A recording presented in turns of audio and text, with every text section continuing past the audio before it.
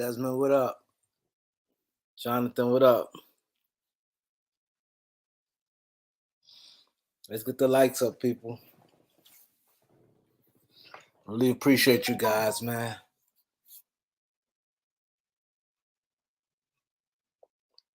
I really appreciate you guys, man. Look at this, man. I really appreciate it, man. Raw Blog News, what up? LXCDM, Jonathan, Trayvon James. Sorry to hear about your family member also. The shit is crazy out here. See you later, Dow Pitts. Raymond, what up? LA Sports Live, what up? I really appreciate you guys, man. I really do appreciate you guys coming on. Elder gonna be taking over the show today. There's a lot of NBA news going on, and he gonna be on the show by himself. But he gonna yeah. And I wanna give a shout out to ESPN. They talked about my cousin. I want to give a shout out to DJ Vlad, and I want to give a shout out to TMZ. All three networks covered it. Vlad, TMZ, and ESPN. It's crazy out here, and I just did the live saying that y'all guys was on the live, and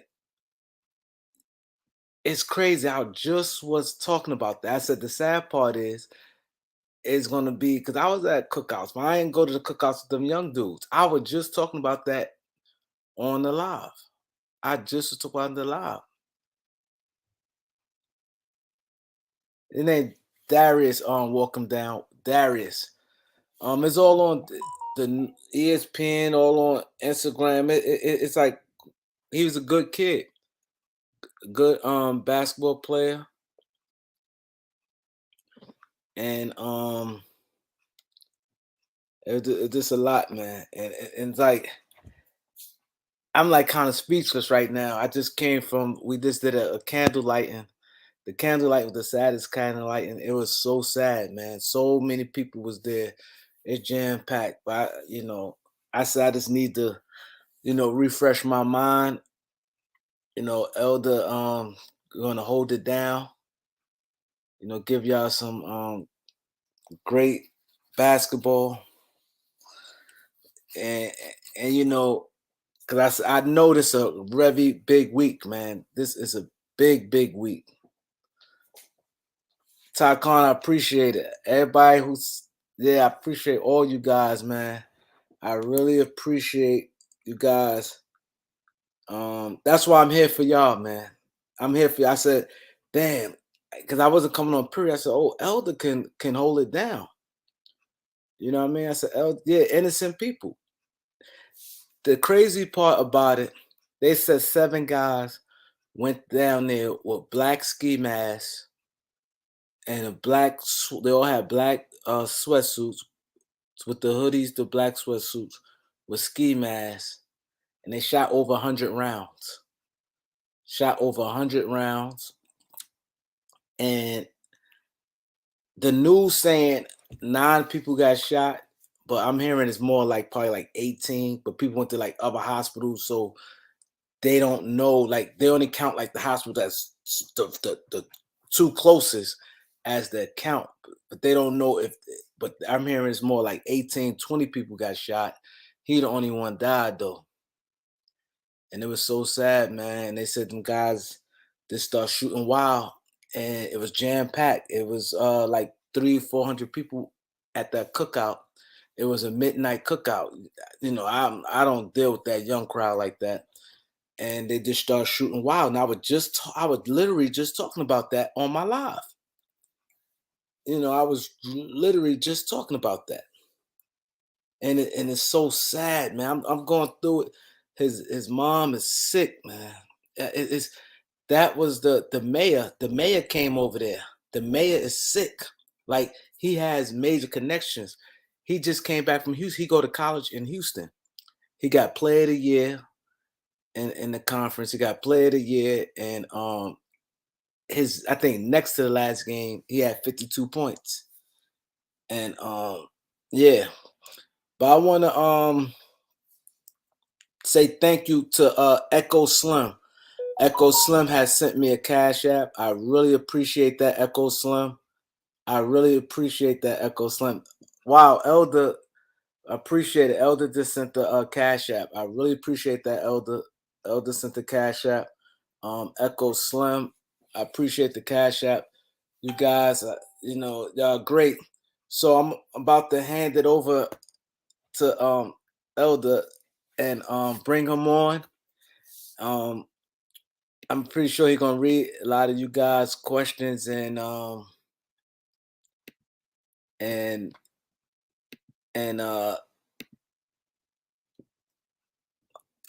my head. I'm just everywhere. He gonna read and he gonna talk. He gonna do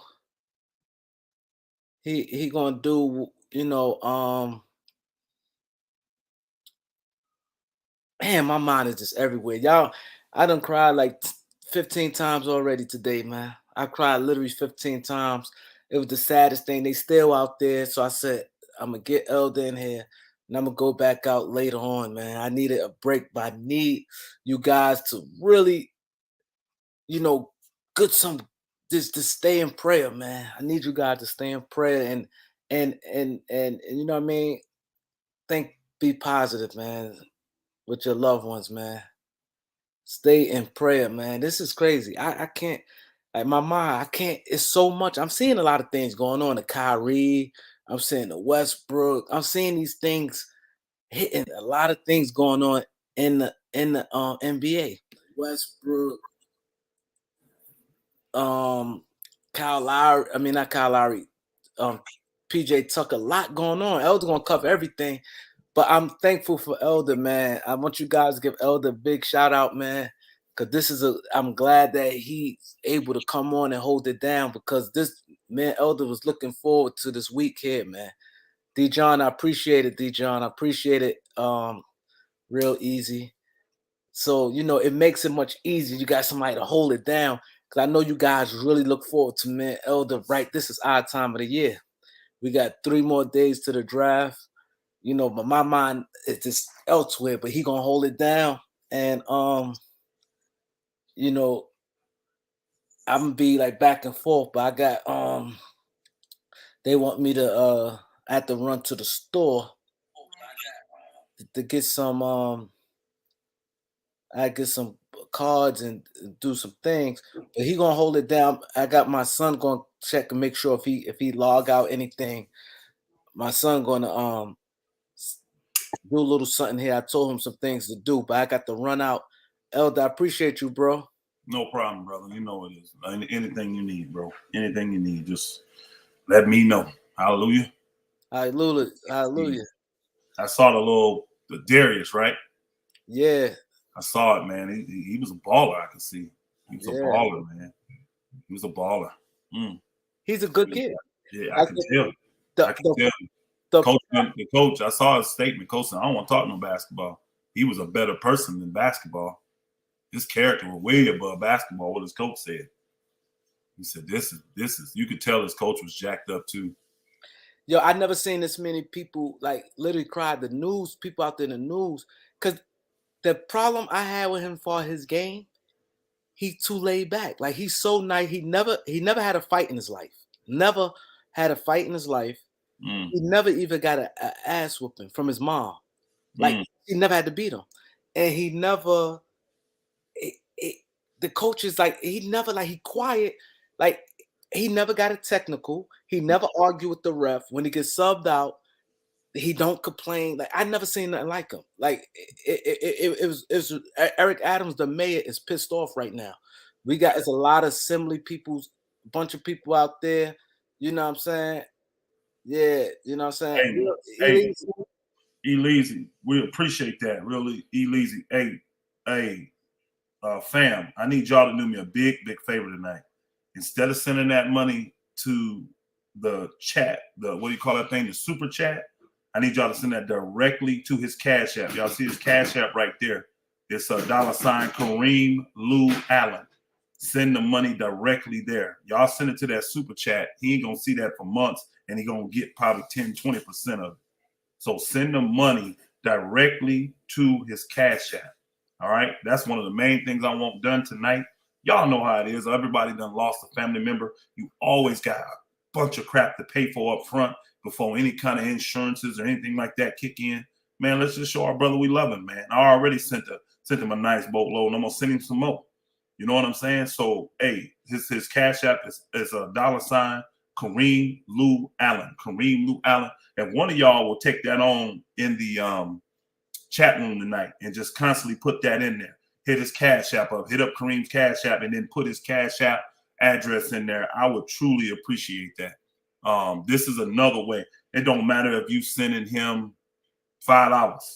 It adds up. You understand what I'm saying? And if any of you have ever lost a family member, had to deal with helping, arranging, and doing all this kind of stuff, it's just money, bro. It just costs a lot of money to take care of family, to take care of everything, to travel, to do all of that. So every bit helps, bro. So really, if you love Kareem, if you like what he's putting out, man, if he's your guy and you really rocking with him, send him $5, send him $10. Matter of fact, send him $100. You know what I mean? If you can afford it, send it. You see what I'm saying? And I'm not no hypocrite. I'm telling you to do something I've already done. Hallelujah. So if y'all just would do that for me tonight, and I'm going to bring it up constantly because I don't want it to slip anybody's mind tonight. All right.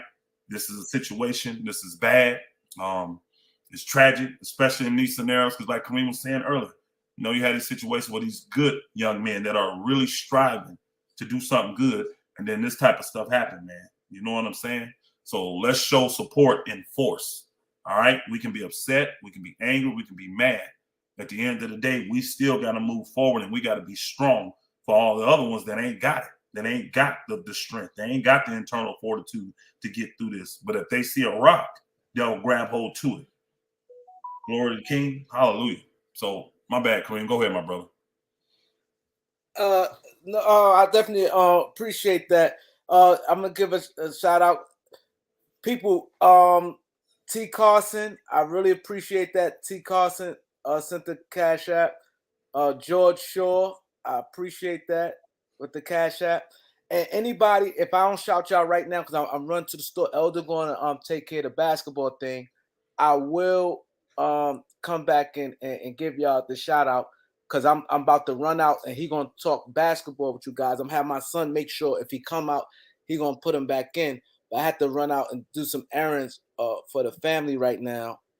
So but I will acknowledge you guys on the Cash App. I appreciate T Carson, George Shaw, Elder Echo Slam. I really appreciate you guys. The E Leezy, I appreciate it. E Leezy, I really appreciate that. It's just a bad time, man. And I always preach this every video about this, because it's summertime. It's getting crazy, man. Mm-hmm. It's really getting crazy. I agree. Oh, LA Sports Live is T Leezy. I mean, T Carson. That's LA Sports Live. He has a YouTube channel. You guys can go subscribe to him. A real good dude. I met him in person when I went to LA. He has a YouTube channel. He break news real fast also. Cool. That's T Carson. So yeah. Yeah. So Elder, go ahead. You could do the you can stop whenever you want to. All right, man. You be safe out there. Be blessed, my brother. I'll be back later, but my son, I'm gonna call him, make sure you don't log out if he need to log you back in. Thanks, everybody. I appreciate you guys. Hit the like button. Yeah, hit that like, y'all. Let's hit that like. Let's make sure we hit that like button. Let's make sure we get that. Somebody, if you would, like I said, just constantly about every 5 minutes, put in there, hit Kareem's Cash App and put the Cash App address in there. Man, I'm trying to remember his last name. I forgot it that fast. His nephew or cousin was Darius. I know he played at Houston Baptist, man. He got murdered the other day. He got murdered. Got caught up. Wasn't even towards him, but guys came and shot up the place they was at, man, and stray bullet got him.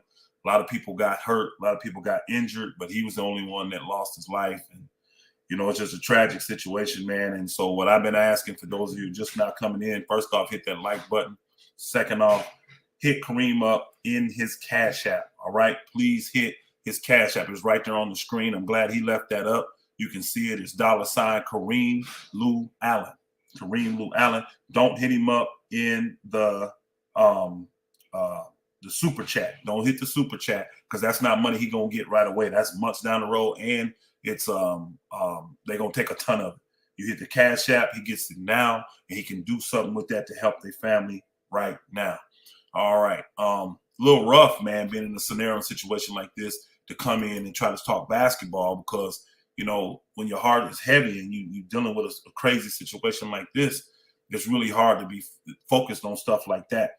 But we also know that things like sports and stuff like that can take your mind off the pain. It can take your mind off of it and just kind of give you a little balance. You know what I'm saying? So you just don't go over to any levels of depression or just anger and all this kind of stuff. I'm a big proponent of doing. When I see things, I don't like to talk about it all the time.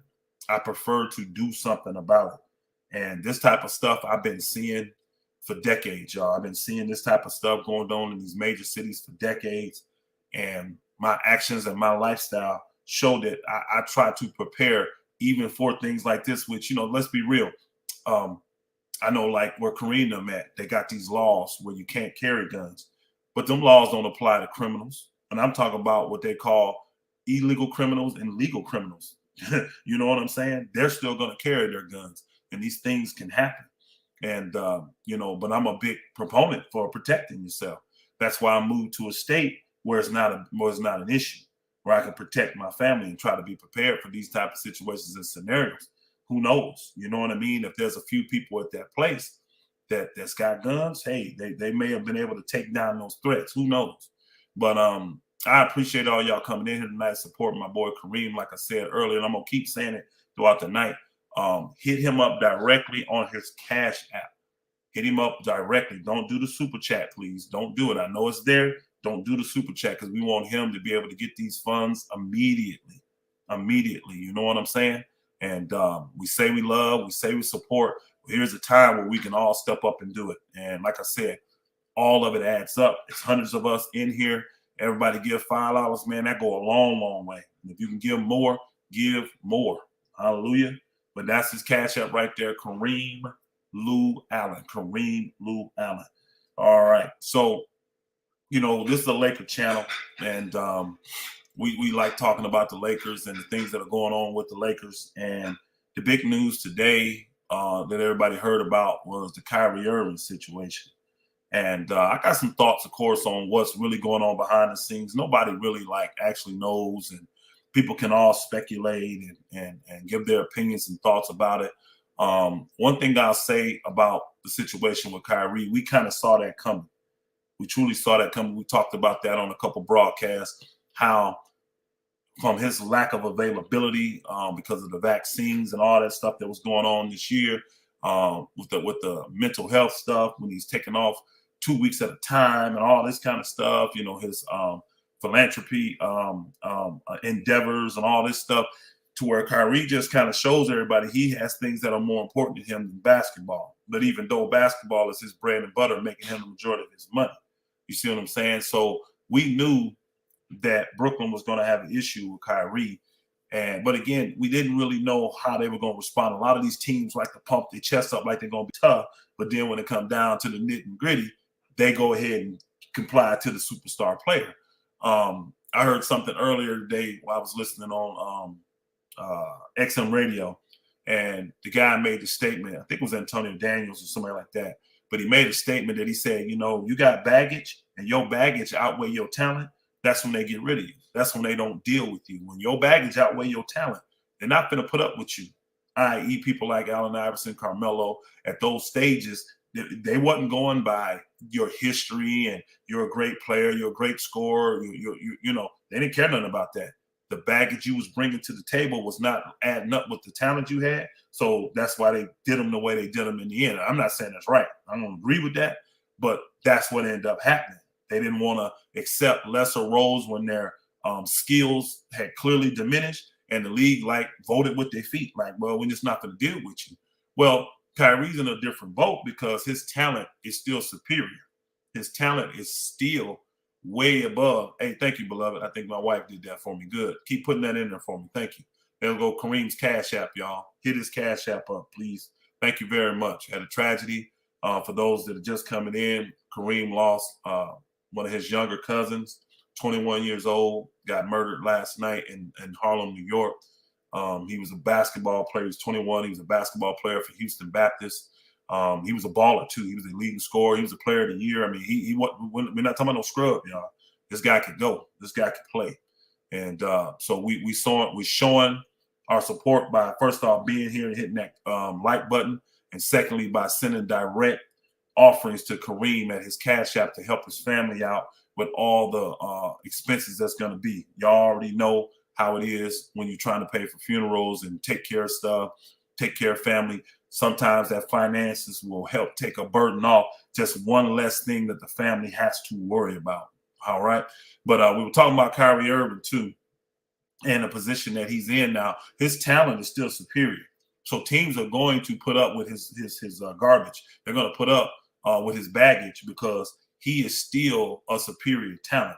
So it said, and I forgot the guy that wrote the article. I apologize. You know, Kareem is the guy that be on all that stuff, y'all. If I think hard enough, I'll remember his name.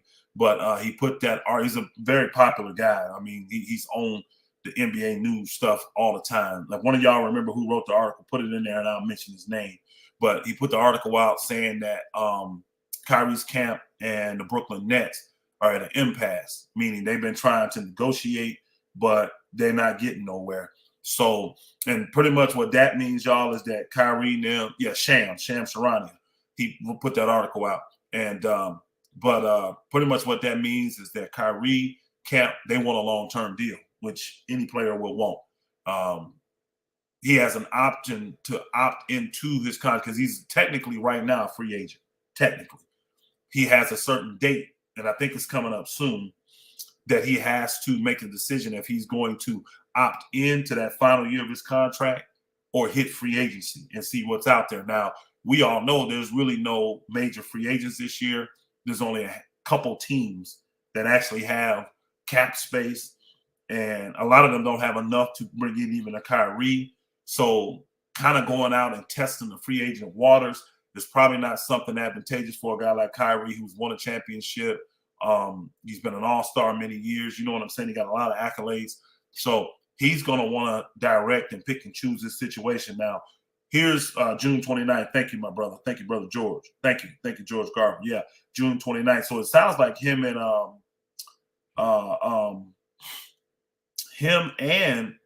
what's his name for the Lakers? Russ have the same date that they have to sign these contracts. Because I think Russ's is on the 29th too. But we're talking about Kyrie right now. So what I believe, let me give y'all what I think, okay? And y'all can kind of respond and comment on what you think. What I really believe is taking place is I think the Brooklyn Nets are really married to Kyrie. I don't think they could just let him walk away for nothing. And I don't think they can do that.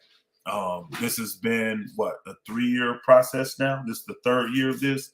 I don't believe they can just let him walk away and not get nothing major in return. So what I think is taking place is Kyrie's camp is trying to use teams like the Lakers, the Clippers, the New York Knicks as leverage to get them to comply to what he wants to do and maybe meet somewhere in the middle or whatever.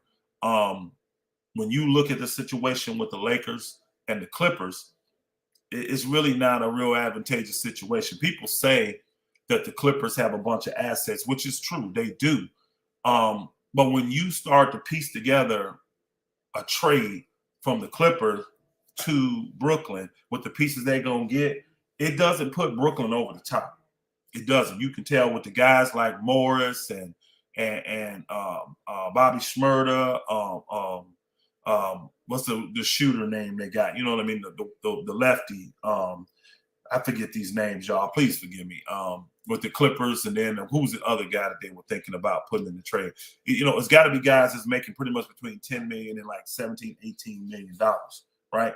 All those guys that they got, the Covington brother, then they got to do from Portland this year. They call it that sometimes. I couldn't think of his name, man. Bobby Jackson, yeah. Luke Kennard, Bobby Jackson. Thank y'all, man. Y'all know I'll be forgetting these names, man. I'd be seeing them in my head, but I'd be forgetting their dang names, boy. But these are the guys that they're talking. Marcus Morris that they're talking about maybe possibly putting in the trade. The brother that came from Portland down on the trade, I forget his name too. Not Covington, but the other dude that came that's making a little bit of money. The little 6'6" guy, swingman dude they got. All them guys, I don't see them coming over. If you get 2 or 3 of them dudes, I don't see them with just if you get some shooters, it could work, because if the biggest thing with them is what's the deal with the big centers. Norman Powell, yeah, he's another one that's can be considered. But see, Powell's on a new deal, so he got like 4 more years to go. I don't see Brooklyn want to commit 4 years to Powell. You understand what I'm saying? If they take a guy, they really want guys that may come in for a year or 2 and get up out of there, that they don't have to make a major commitment if they don't fit, and then they'd be forced to trade them again. So I don't really see the pieces that they have being what's going to help get Brooklyn over the top and get past Miami, Boston, the Bucks, all these teams that are still good. You got coming up teams like Toronto, Atlanta going to be better this year. They're going to try to get back in the mix. I just don't see that putting them over the top and just clearly saying this team is going to be better than everybody else over there. I don't see that. So, and then you may have to take on contracts that you don't want. Now, when it comes to the Lakers trade, you definitely don't see that, because the only player that we will be considering to get rid of for Kyrie would be Russ. And you know Brooklyn's not thinking about adding Russell Westbrook back with Kevin Durant. So now that means the Lakers is forced to do a 3-team trade. They're forced to do a 3-team trade. I don't think the Lakers got the pieces to do that, because and let me give y'all a scenario of how a 3-team trade could go, because we all know like OKC, they got money they got to burn, right? So they're a team you can get in the mix. You also know OKC got a player that they really don't want to pay no more. They paying him, but they know he's not a part of their future. They've been trying to move him in every draft for the last couple of years, and that's Shai Gilgeous-Alexander. So say you do a Laker, OKC, Brooklyn trade. If Brooklyn is high on a guy like Shai Gilgeous-Alexander, you could see Brooklyn get Shai Gilgeous-Alexander, the Lakers get Kyrie, and then the Lakers send Russ down there. The problem is going to be is the compensation, because what are you going to give Brooklyn back for Russ? I mean, Brooklyn back for Kyrie. You see what I'm saying? Is Brooklyn going to be satisfied with 1 first-round draft pick 4 or 5 years down the road? I don't know. I don't think so. And now with OKC, they may be satisfied with that, but I would think OKC on that big of a contract. Now they don't got to eat the whole 47, because they're sending out like 30 mil with old boy, because remember he's on a max deal. So they eat up. Maybe if all they got to eat up is 17 million, 18 million. They may end up doing that and taking a draft pick from the Lakers, and they take one. But I don't see that. I think more compensation is going to need to be had. I know the league is not – they frown upon old players being traded for young players. When you get young guys, they want something young back, meaning draft picks or young potential players. So if you throw not KCP, what's his name? THT, now you're talking about a whole nother $10 million you got to deal with.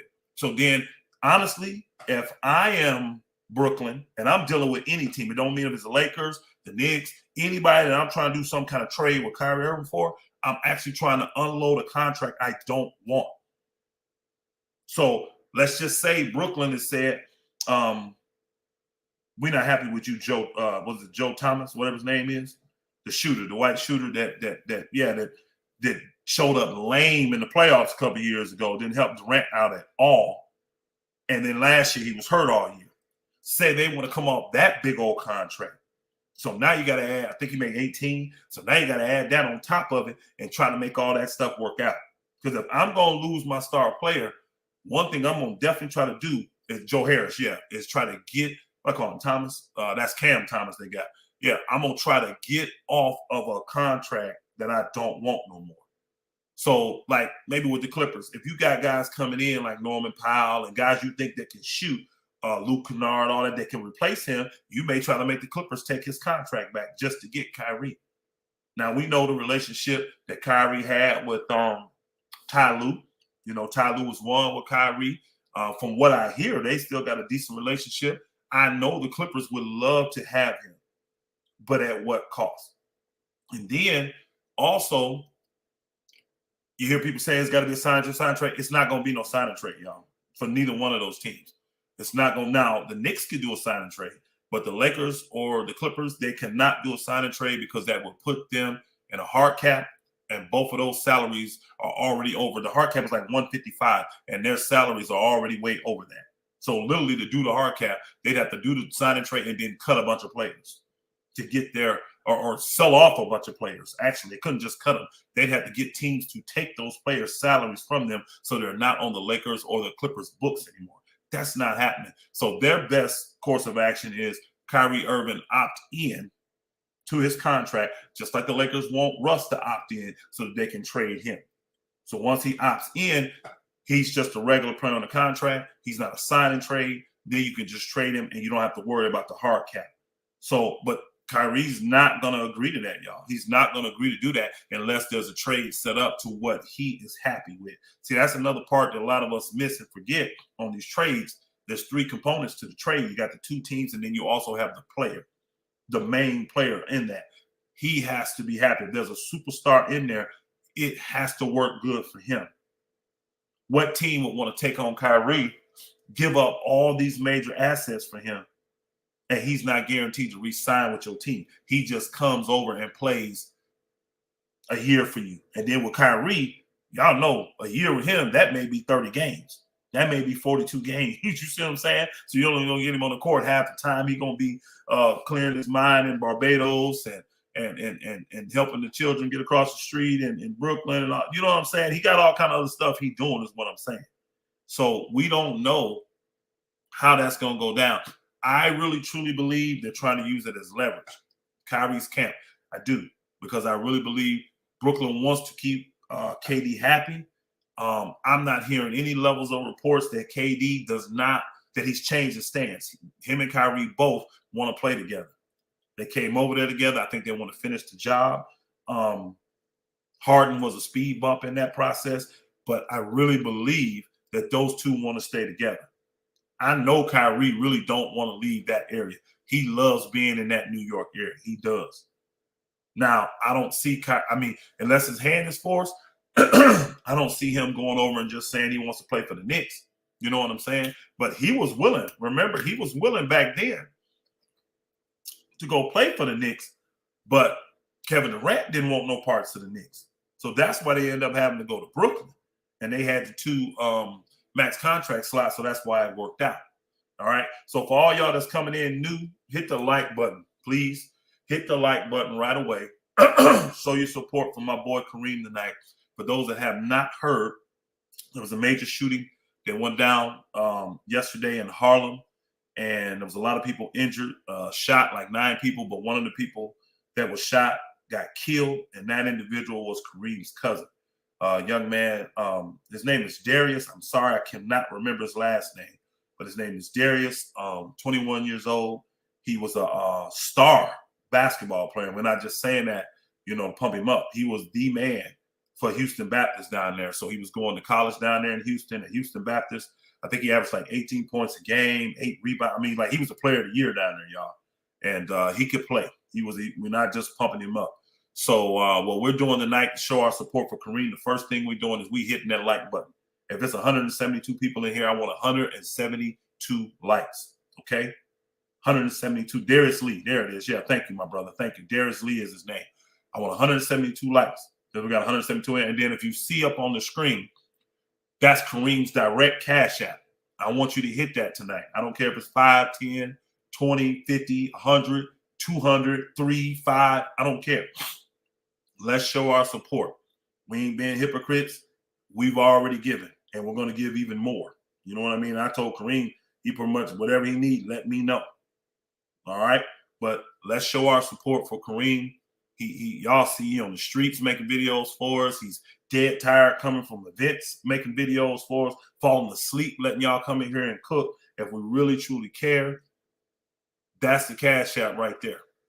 His Cash App is right there on the screen. It's Kareem Lou Allen. Go directly to the Cash App, y'all, because he gets that money directly. If you do the super chat, he don't see that. He ain't gonna see that for 2 or 3 months, and it's probably gonna be chopped down 70-80% by YouTube. So go directly to his Cash App. Kareem may be able to come back and join us at the end of the show or something like that. He said even if he's got to do a special video, he's going to call out he's going to give a shout out to every single person that showed love and supported him in his time of need. You know, I'm a guy that's about doing, flat out.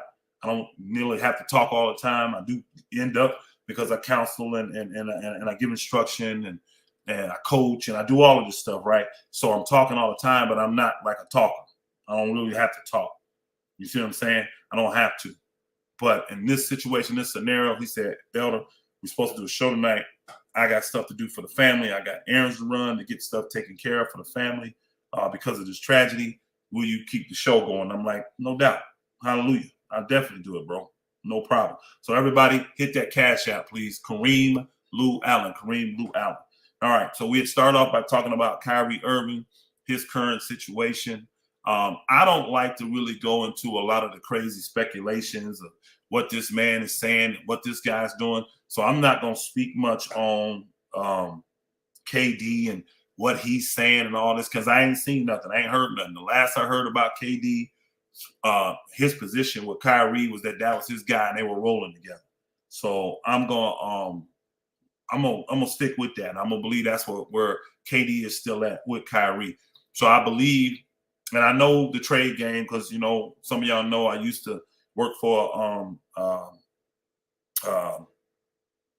an agency.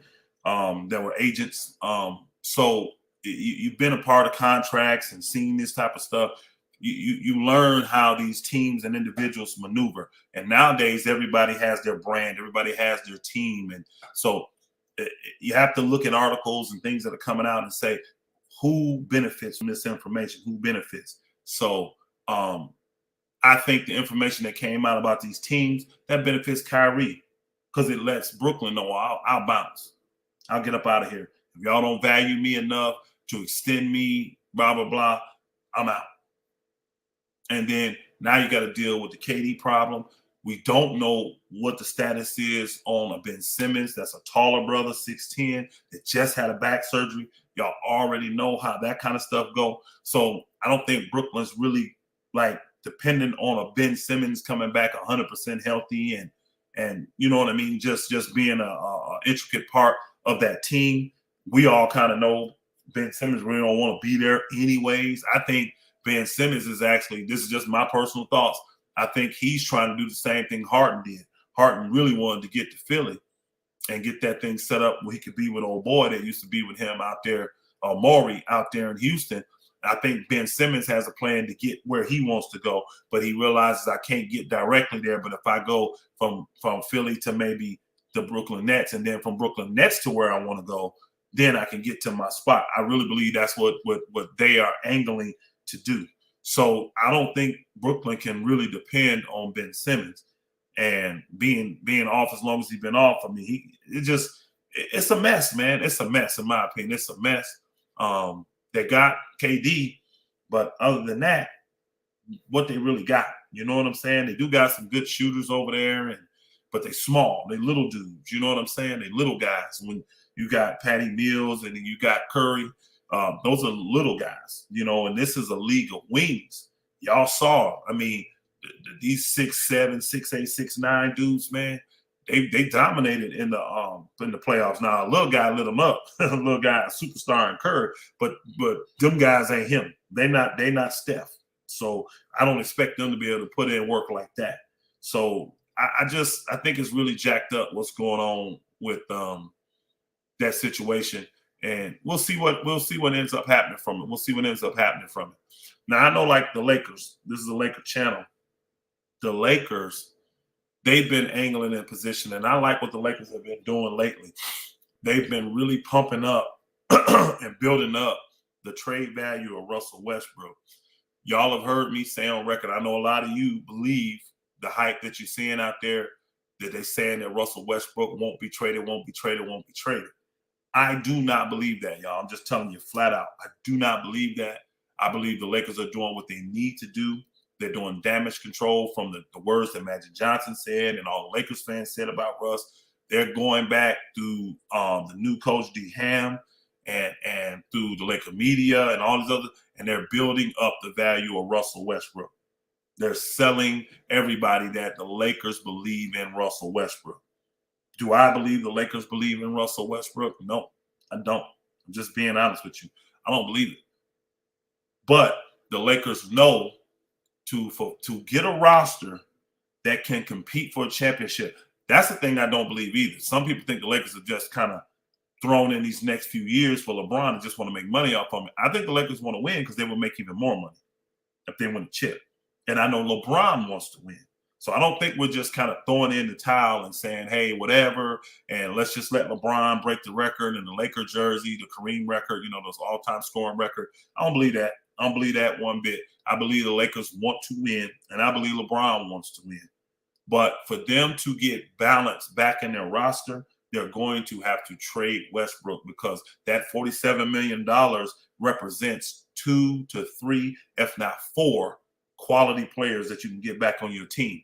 When you have a team where you only have 7, 8 people right now, guaranteed, that's it, and you have a 15-man roster, you don't want to fill that roster up with 6 minimum guys and then one guy that gets the mid-level, the mini mid-level exemption, that $6.3 million exemption. You see what I'm saying? You don't want that because that's going to really limit your pool. Now, you don't have a problem if you can move Russ and you get 2 quality players, 3 quality players, maybe even a 4th player, y'all, because people forget we gave up 4 players to get Russ. We gave up Kuzma, we gave up KCP, we gave up Montrezl Harrell, and then we gave up that pick. A lot of people forget that. We gave up that pick for that year.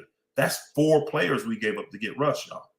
So I know the Lakers are saying we got to get at least 3, if not 4 guys back, and they don't have to come and pick for them because I don't see anybody giving us a pick for getting Russ.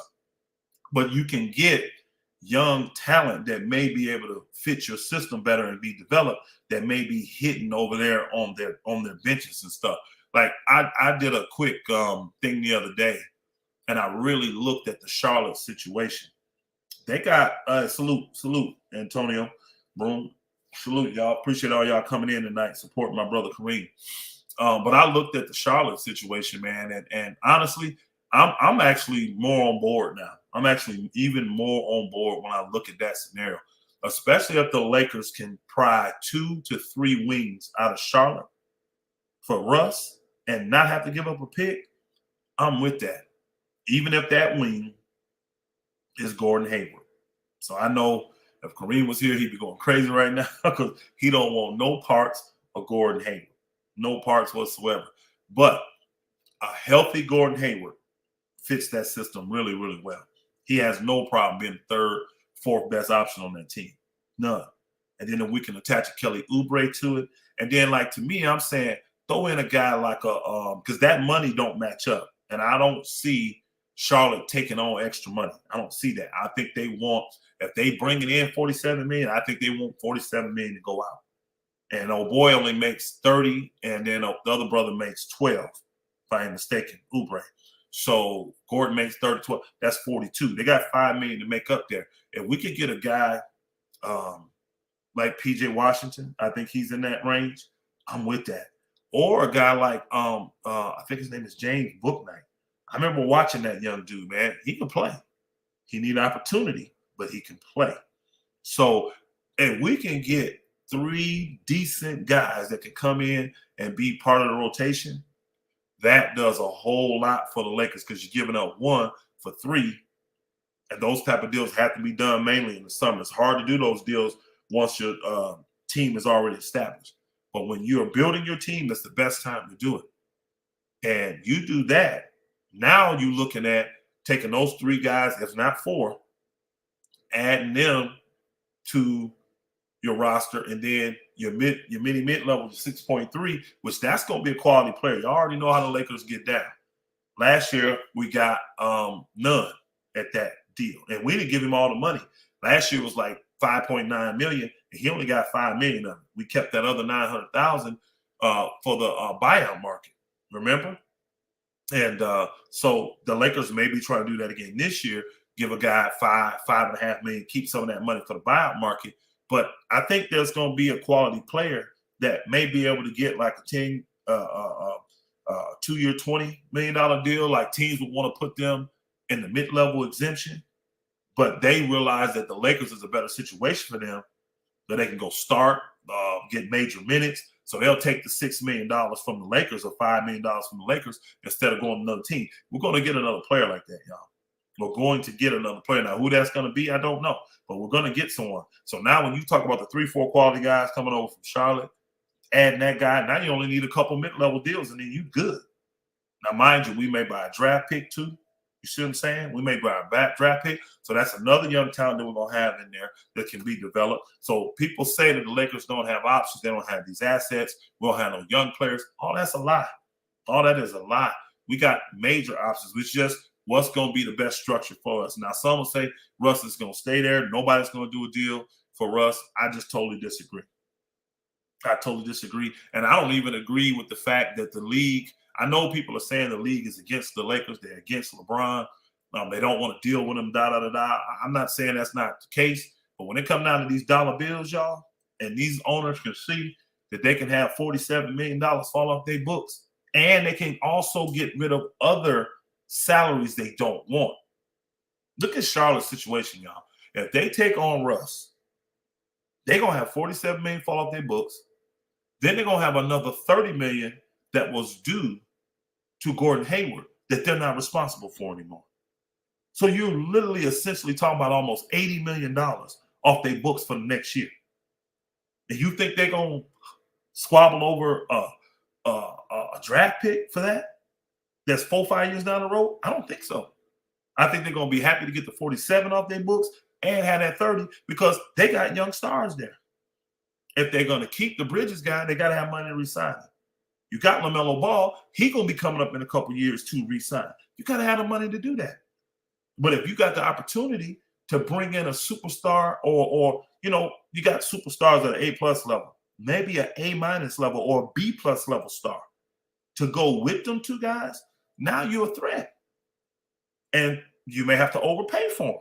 It may be the type of guy that should only get $25 million, but you got to give him 30. Or get 30, you got to give him 35. To get him to come there and commit long-term to him. But you got young stars to put around him, young dogs to put around him. I'm telling you, the business side of it, it dictates everything. It dictates what's going to happen on that court.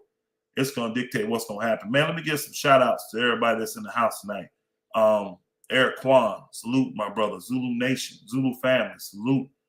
Man, there's so many of y'all in here. Man, we got almost 200 people here tonight. Big Herm, salute my brother. Salute. Gregory Brown. Abdullah Malik, salute, man. Salute, my brothers. Man, I appreciate all y'all showing up for my brother tonight, man. AJ Wall said, Elder, you cooking accidentally, huh?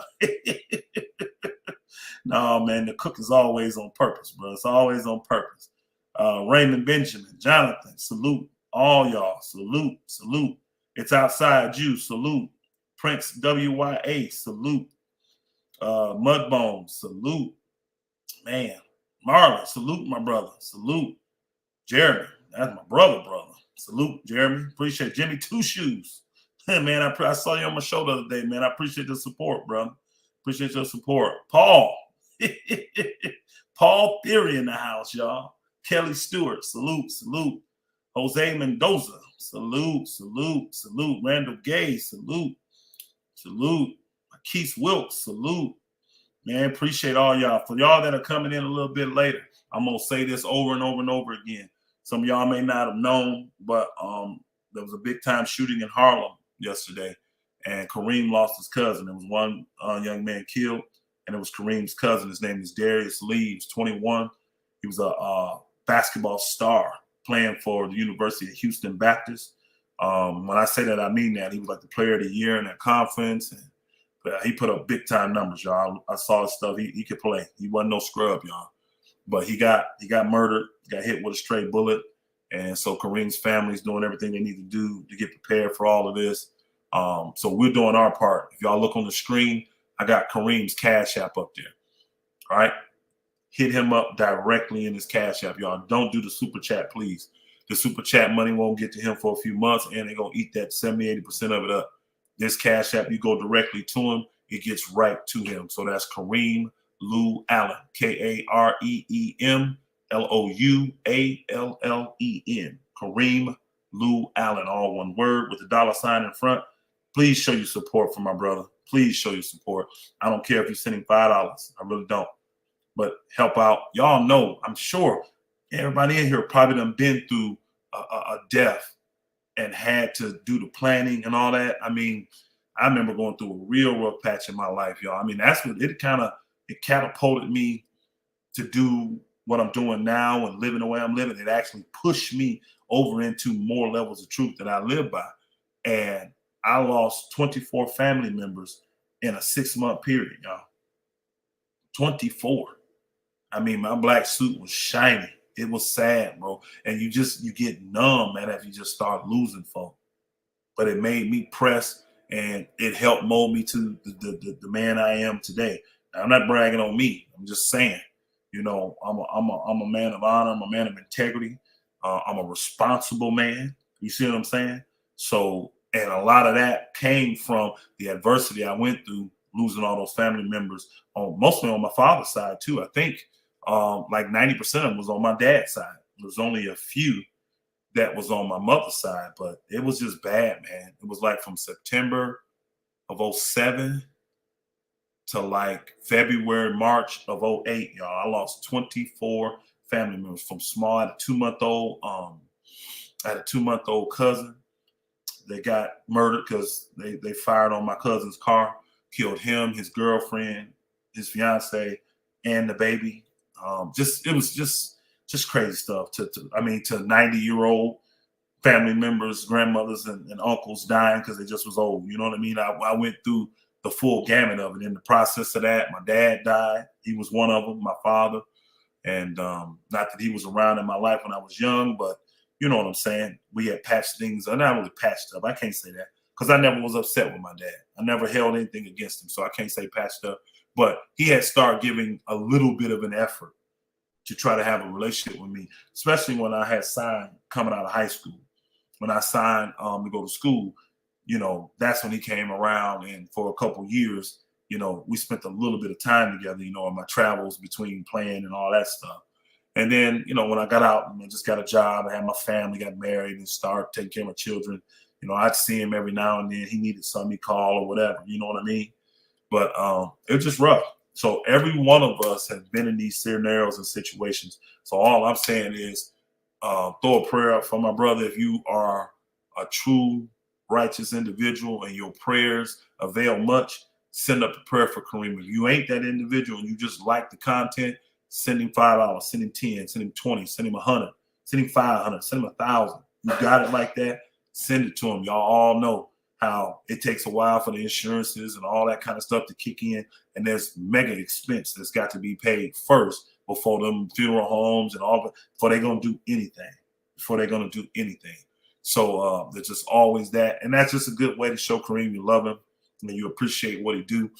Y'all know how Kareem get down. He'll be up in this booger, dead tired, fall asleep on you, but he'll be in here so you can get in here and cook. So this just show you support. Everybody should be hitting that like button. I'm gonna do this. I'm trying to see how I can see how many likes. Yeah, we're doing all right. We got 140 likes from what I see. Let's get them up, y'all. If you have not hit that like button, hit the like button. If you have not hit that like button, hit the like button. Say we got 169 people in here right now. Hit that like button. All right. John Morant and LeBron want to join Golden State. I don't think so. I don't believe that. I think John Morant wants to beat Golden State. I think he wants to take the mantle from Steph Curry. And you know, LeBron, he says all kind of stuff, man. He says all kind of stuff. He said it though. LeBron admitted it. Excuse me, y'all. LeBron admitted it. He said he want to play with all the stars. You know what I mean? He want to play with all the great players. So people been kind of running with that narrative a little bit. That when he said I wouldn't mind playing with Steph. You see how Steph thought about that. Steph still want to beat LeBron. Even though he's beaten him 3 times in the championship, he wants to beat LeBron because he ain't forgot the way LeBron beat him. That 3-1, man, that regardless of the scenario and situation, that stings. I promise you it stings. It stings. All right, Adrian Knight, salute, my brother. You said, Elder, who ends up coaching Charlotte? Good question. I don't know. I don't, because I think, oh boy, I don't know if he was even second on their list. D'Antoni, I don't know. If they were smart, to me, they'd be trying to get Mark Jackson because I think he's the perfect guy to go in and develop them young players. He's shown that he can do it, and he can talk the talk and walk the walk. So if I was Charlotte, I would want Mark Jackson, but Kenny Atkinson has a knack for doing that too, though. So when I found out that he was a candidate, I thought he was the best guy for the job. So when he took it, I was like, cool. You know what happened, though, man? They wanted a chip. He was all emotional, and that owner came over and threw a bag at him. That's what happened, y'all. I'm just going to be real. That owner just came over and said, look, man, we losing Brown, so you can slide, because he was the head assistant. So you just slide in his spot, and I'll give you this kind of money, and you just stick it out with us. Stay with us, bro. We need you. And when he looked at it and said, I could go to Charlotte and probably make $5-6 million a year, and they're gonna pay me 3.5, 4 to stay here, I'm gonna do that. So don't be surprised if you hear about Kenny Atkinson getting a new deal, being the lead assistant for Steve Kerr and the Golden State Warriors, and he's the highest paid lead assistant in the N.B.A. That's probably what's gonna end up happening. And it ain't gonna hurt him down the road when he want to get another job. Some people saying that. I don't agree with that. Man, I don't even know how to say that. PGH Big Dog. He says, is Dame really going to stay at Portland this year? That's another thing I don't know, bro. They so up and down. They so roller coaster, man, in Portland. 1 minute you think Dame going to bounce out on him, man. The next minute you think he's going to stay. So I don't know. I don't know what the hell they're doing. In 1 minute, they say they want to build around Dame again and get rid of the young dude. And then 1 minute I hear that they want to build around Simons. You know what I'm saying? So I don't know what Portland going to do. I know, what was the report, y'all? I saw Portland Beal. They trying to get Beal. They're trying to get Bradley Beal. Now, that's another story we can bounce off on here because we heard about recently that Bradley Beal has made it public. I forgot the young lady he did the interview with, but he's made it public that his decision has already been made on what he's going to do with his future, right? He just don't want to reveal it at this time. So now you got all the speculation and everything out there going down. People say it's not going to happen to the Lakers. Here's the thing. Bradley Beal has been very, very adamant about wanting to win. He's also said, if you listen to his stuff closely, it's been extremely difficult to get guys to come to DC and play with me. I'm going to tell you one reason why guys don't want to go to DC. First off, they don't like the weather over there. Second off, the team ain't that great. They don't like the location of it, and you can't protect yourself. They don't like the fact that they playing in these cities, they can't carry guns. Or if they do, they got to do it illegally. I'm telling you, people say, well, it don't matter. I'm telling you, when you are a polarizing figure and people know you got a bunch of money, now let's keep it real. You a law-abiding person because you're making millions of dollars a year, right? A crook don't know. He don't care. So he'll come. You're a soft target now. Every player, every athlete in that area, you're a soft target unless you hire security. So that's another reason guys just don't really care to go to DC. It's not a big spot for free agents and all that to come. Bradley Beal is there, and he's telling you same thing that LeBron dealt with in Cleveland, right? Same thing that Giannis dealt with up there. Now Giannis, they worked out because Middleton, they didn't value him in Detroit and all that. They ended up getting him in Milwaukee, and he developed. You know, he came up. Like, they got a team full of guys that have developed and made themselves all-stars. They were all good players coming in, but they've made themselves all-stars and superstar level. Giannis did it. Middleton did it. Then you make the big-time trade to bring in Holiday. So you got a team that's showing that they're willing to spend as much money as they can to make this thing happen. It's going to be interesting, though, to see if they can keep it together. Because I've been hearing Giannis, too. Giannis be saying, oh, as long as they can show me they're being competitive, I'll stay. Y'all got to know what these guys are saying when they say stuff like that. You got to know. All it takes is one wife telling the man, I'm tired of this place. I'm tired of this place, Giannis. I want to get out of here. I want to get out of here. I don't want to be here. You know what? Buy me a home in this area. Buy us a home there. We'll stay there, and you just come see us in the off season. You think a husband want that? So now that husband is motivated, like, dang, it is hard here in Milwaukee. It's cold as shit. Man, you know what? Man, babe, you want to go to LA? We'll figure it out. I'm telling y'all have no idea some of these behind-the-scenes conversations that be taking place in these families. And don't think that family don't have influence over these players. They do. They do. They have influence over them big time. So a lot of these moves, these superstars, I got no idea. I do know this, though. Just like Kareem reported here not long ago from his guy, his source that works there at the N.B.A., it's going to be a lot of moves, y'all. They already know they brought an extra staff, all this stuff. It's going to be a lot of trades because a lot of teams believe that they're close and they just need to get the right pieces in the right place. If I can get off this bad contract and get this dude, we're going to be good to go.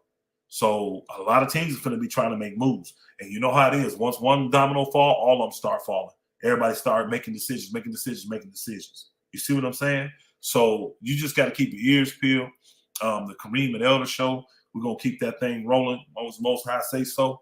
And we're going to keep bringing y'all this news, man, and the information that we get. You know what I mean? Kareem, he got a direct source in there. I still have ex-players that are still connected. I still have friends that are agents in the business right now still, you know what I mean? So a lot of times that information I get can be on a more personal level, you know what I mean? Because it's a conversation that someone has had. You're getting what I'm saying? It's a conversation.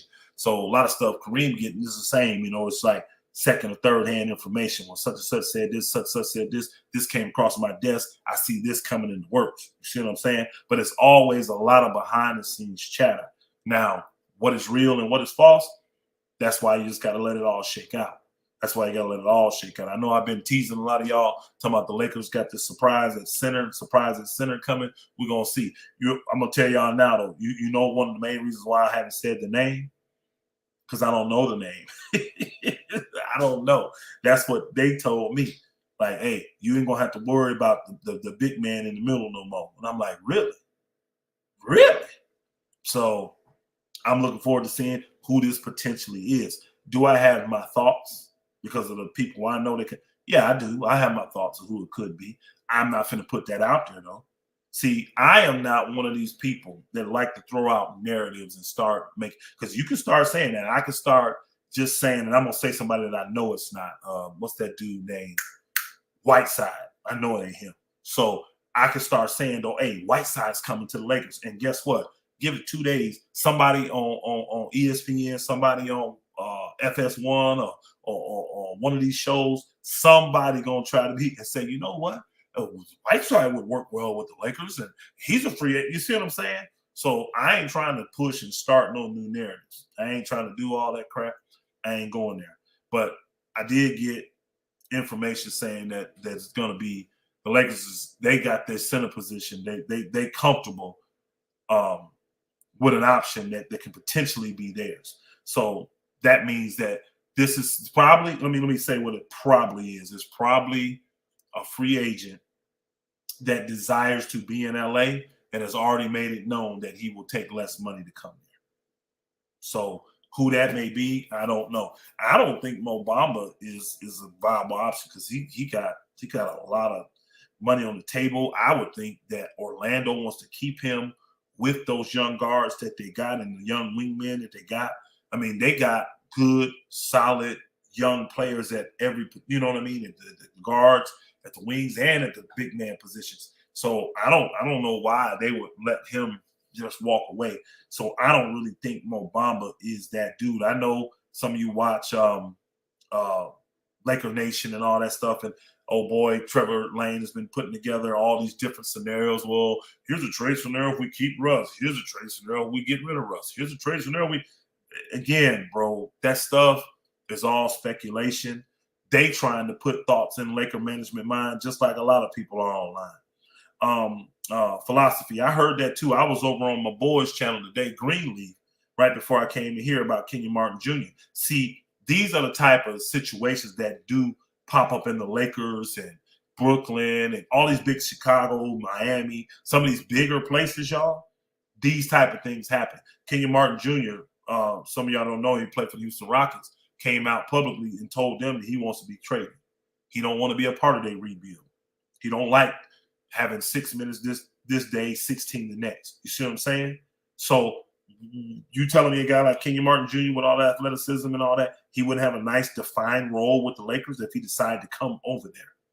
It would be much better for him in LA than it is in Houston. No one's watching Houston. No one's caring about them because they know they're not trying to win. The only people that believe Houston's trying to win is the Houston fans. And I know that because, like I said, I was on my boys Greenleaf page today, and I was over there chopping up with them in the panel and stuff. Like, I like what Greenleaf doing over there. I support his channel as well. But the fans, the Houston fans, they believe something totally different than what's going on. I can tell you that right now. They believe Houston. They don't believe Houston tanking, y'all. That's what they were telling me today. They don't believe that Houston is purposely losing games. That's what they said. So, again, that's your fan base. That's what you want to believe. I'm going to let you go ahead and believe that. I know differently from what I'm seeing with my eyes. The facts say differently.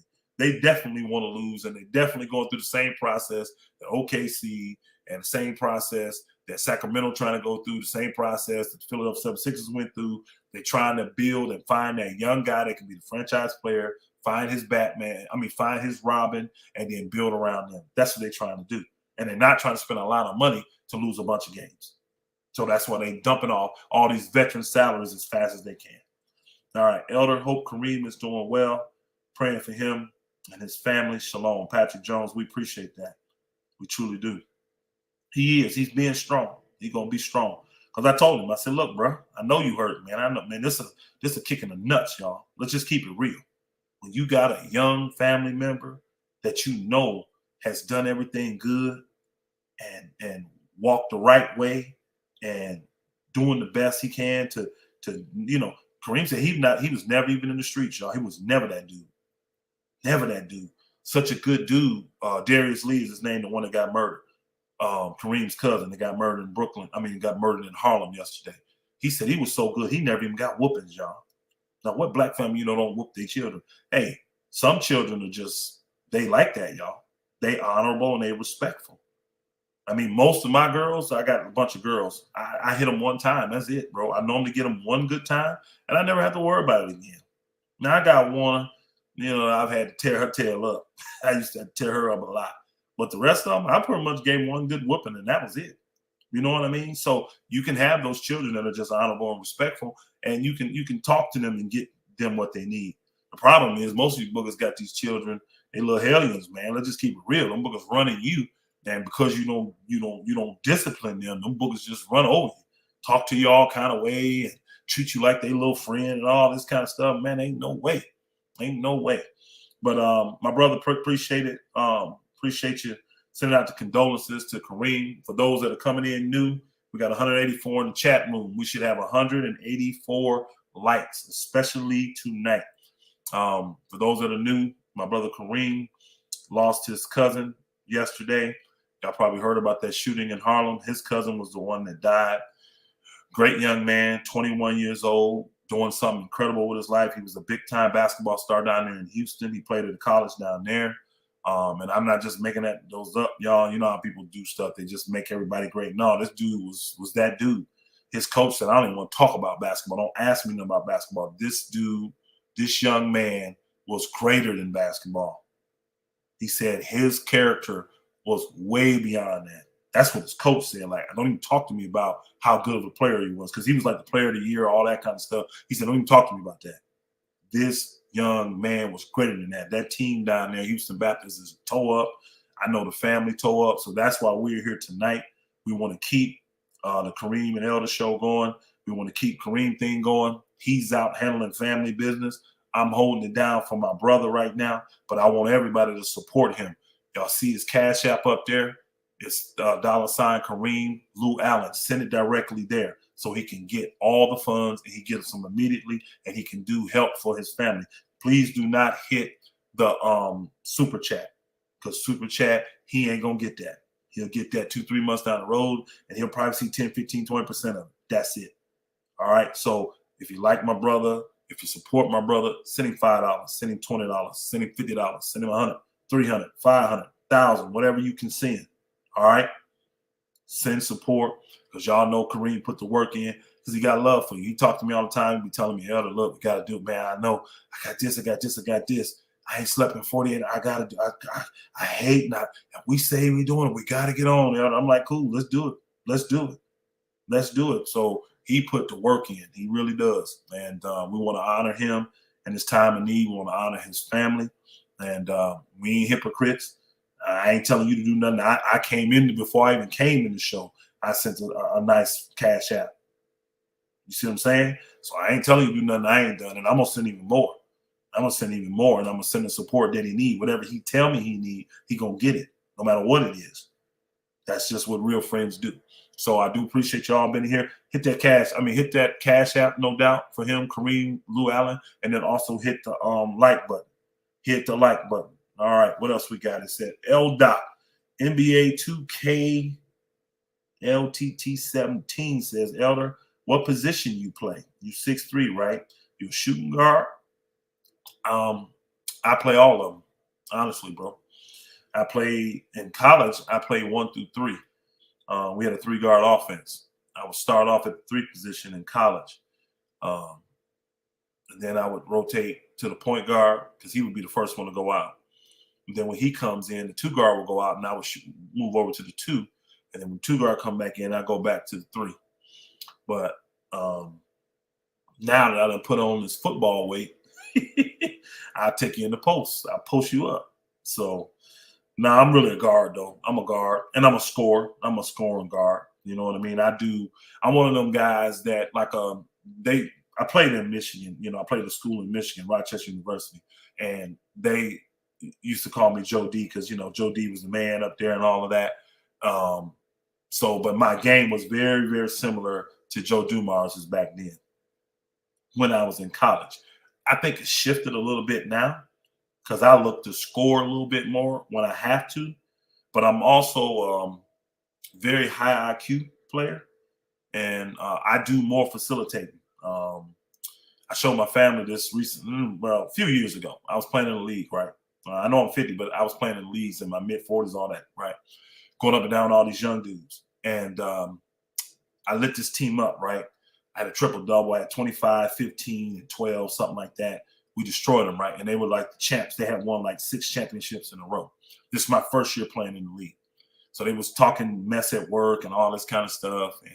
And the guy said to me, he said, well, if they didn't have you scoring, you know, we would destroy y'all. And I said, we could beat y'all without me scoring. He looked at me crazy, and I said, I'm telling you right now, I go out there, I guarantee you, I could take less than 4 shots, and we still going to beat y'all. So we bet. We actually bet. We actually bet money on it. And the next game we came out, I took 3 shots, and we beat them by 15 points. And I think I had like 12, 14 assists and about 10, 12 rebounds, and took a couple charges, blocked a few shots. I just high IQ, bro. I'm going to do whatever it takes to win the game. So, like, if you a fast-paced team, guess what? You playing me, if you used to averaging 80, 90 points, get ready to score 50. I'm not going to let you run and gun. I guarantee you. I will slow that pace down. I will control and dictate the flow of that game. You ain't going to be getting many fast breaks either, because you're going to be taking the ball out the net, dealing with me. So, all right, let's get off Elder, man. All right. Captain Levi 6KD at Kareem Report. I'm sorry to hear about your family member. Life is too short. It's way too short. Elder, thanks for holding down this live stream. You are welcome, and we appreciate the support. Captain Levi 6KD. Truly appreciate it. Truly appreciate it. Thank everybody. Of course, the Cash App goes directly to Kareem, so I don't have access to what's coming in for my brother, but he said that no matter what, he's going to make sure, even if he has to do a whole nother stream, he's going to shout out every single person that supported him in this time of need. You know what I'm saying? He said he's going to make sure he does that. He's going to make sure he does that. Is that my guy Ticket in there? Is that Ticket? Is that the real Ticket? Salute Ticket if you in there. If that's you. I see a thing in there that said Ticket. So Elder is an old man, Bron.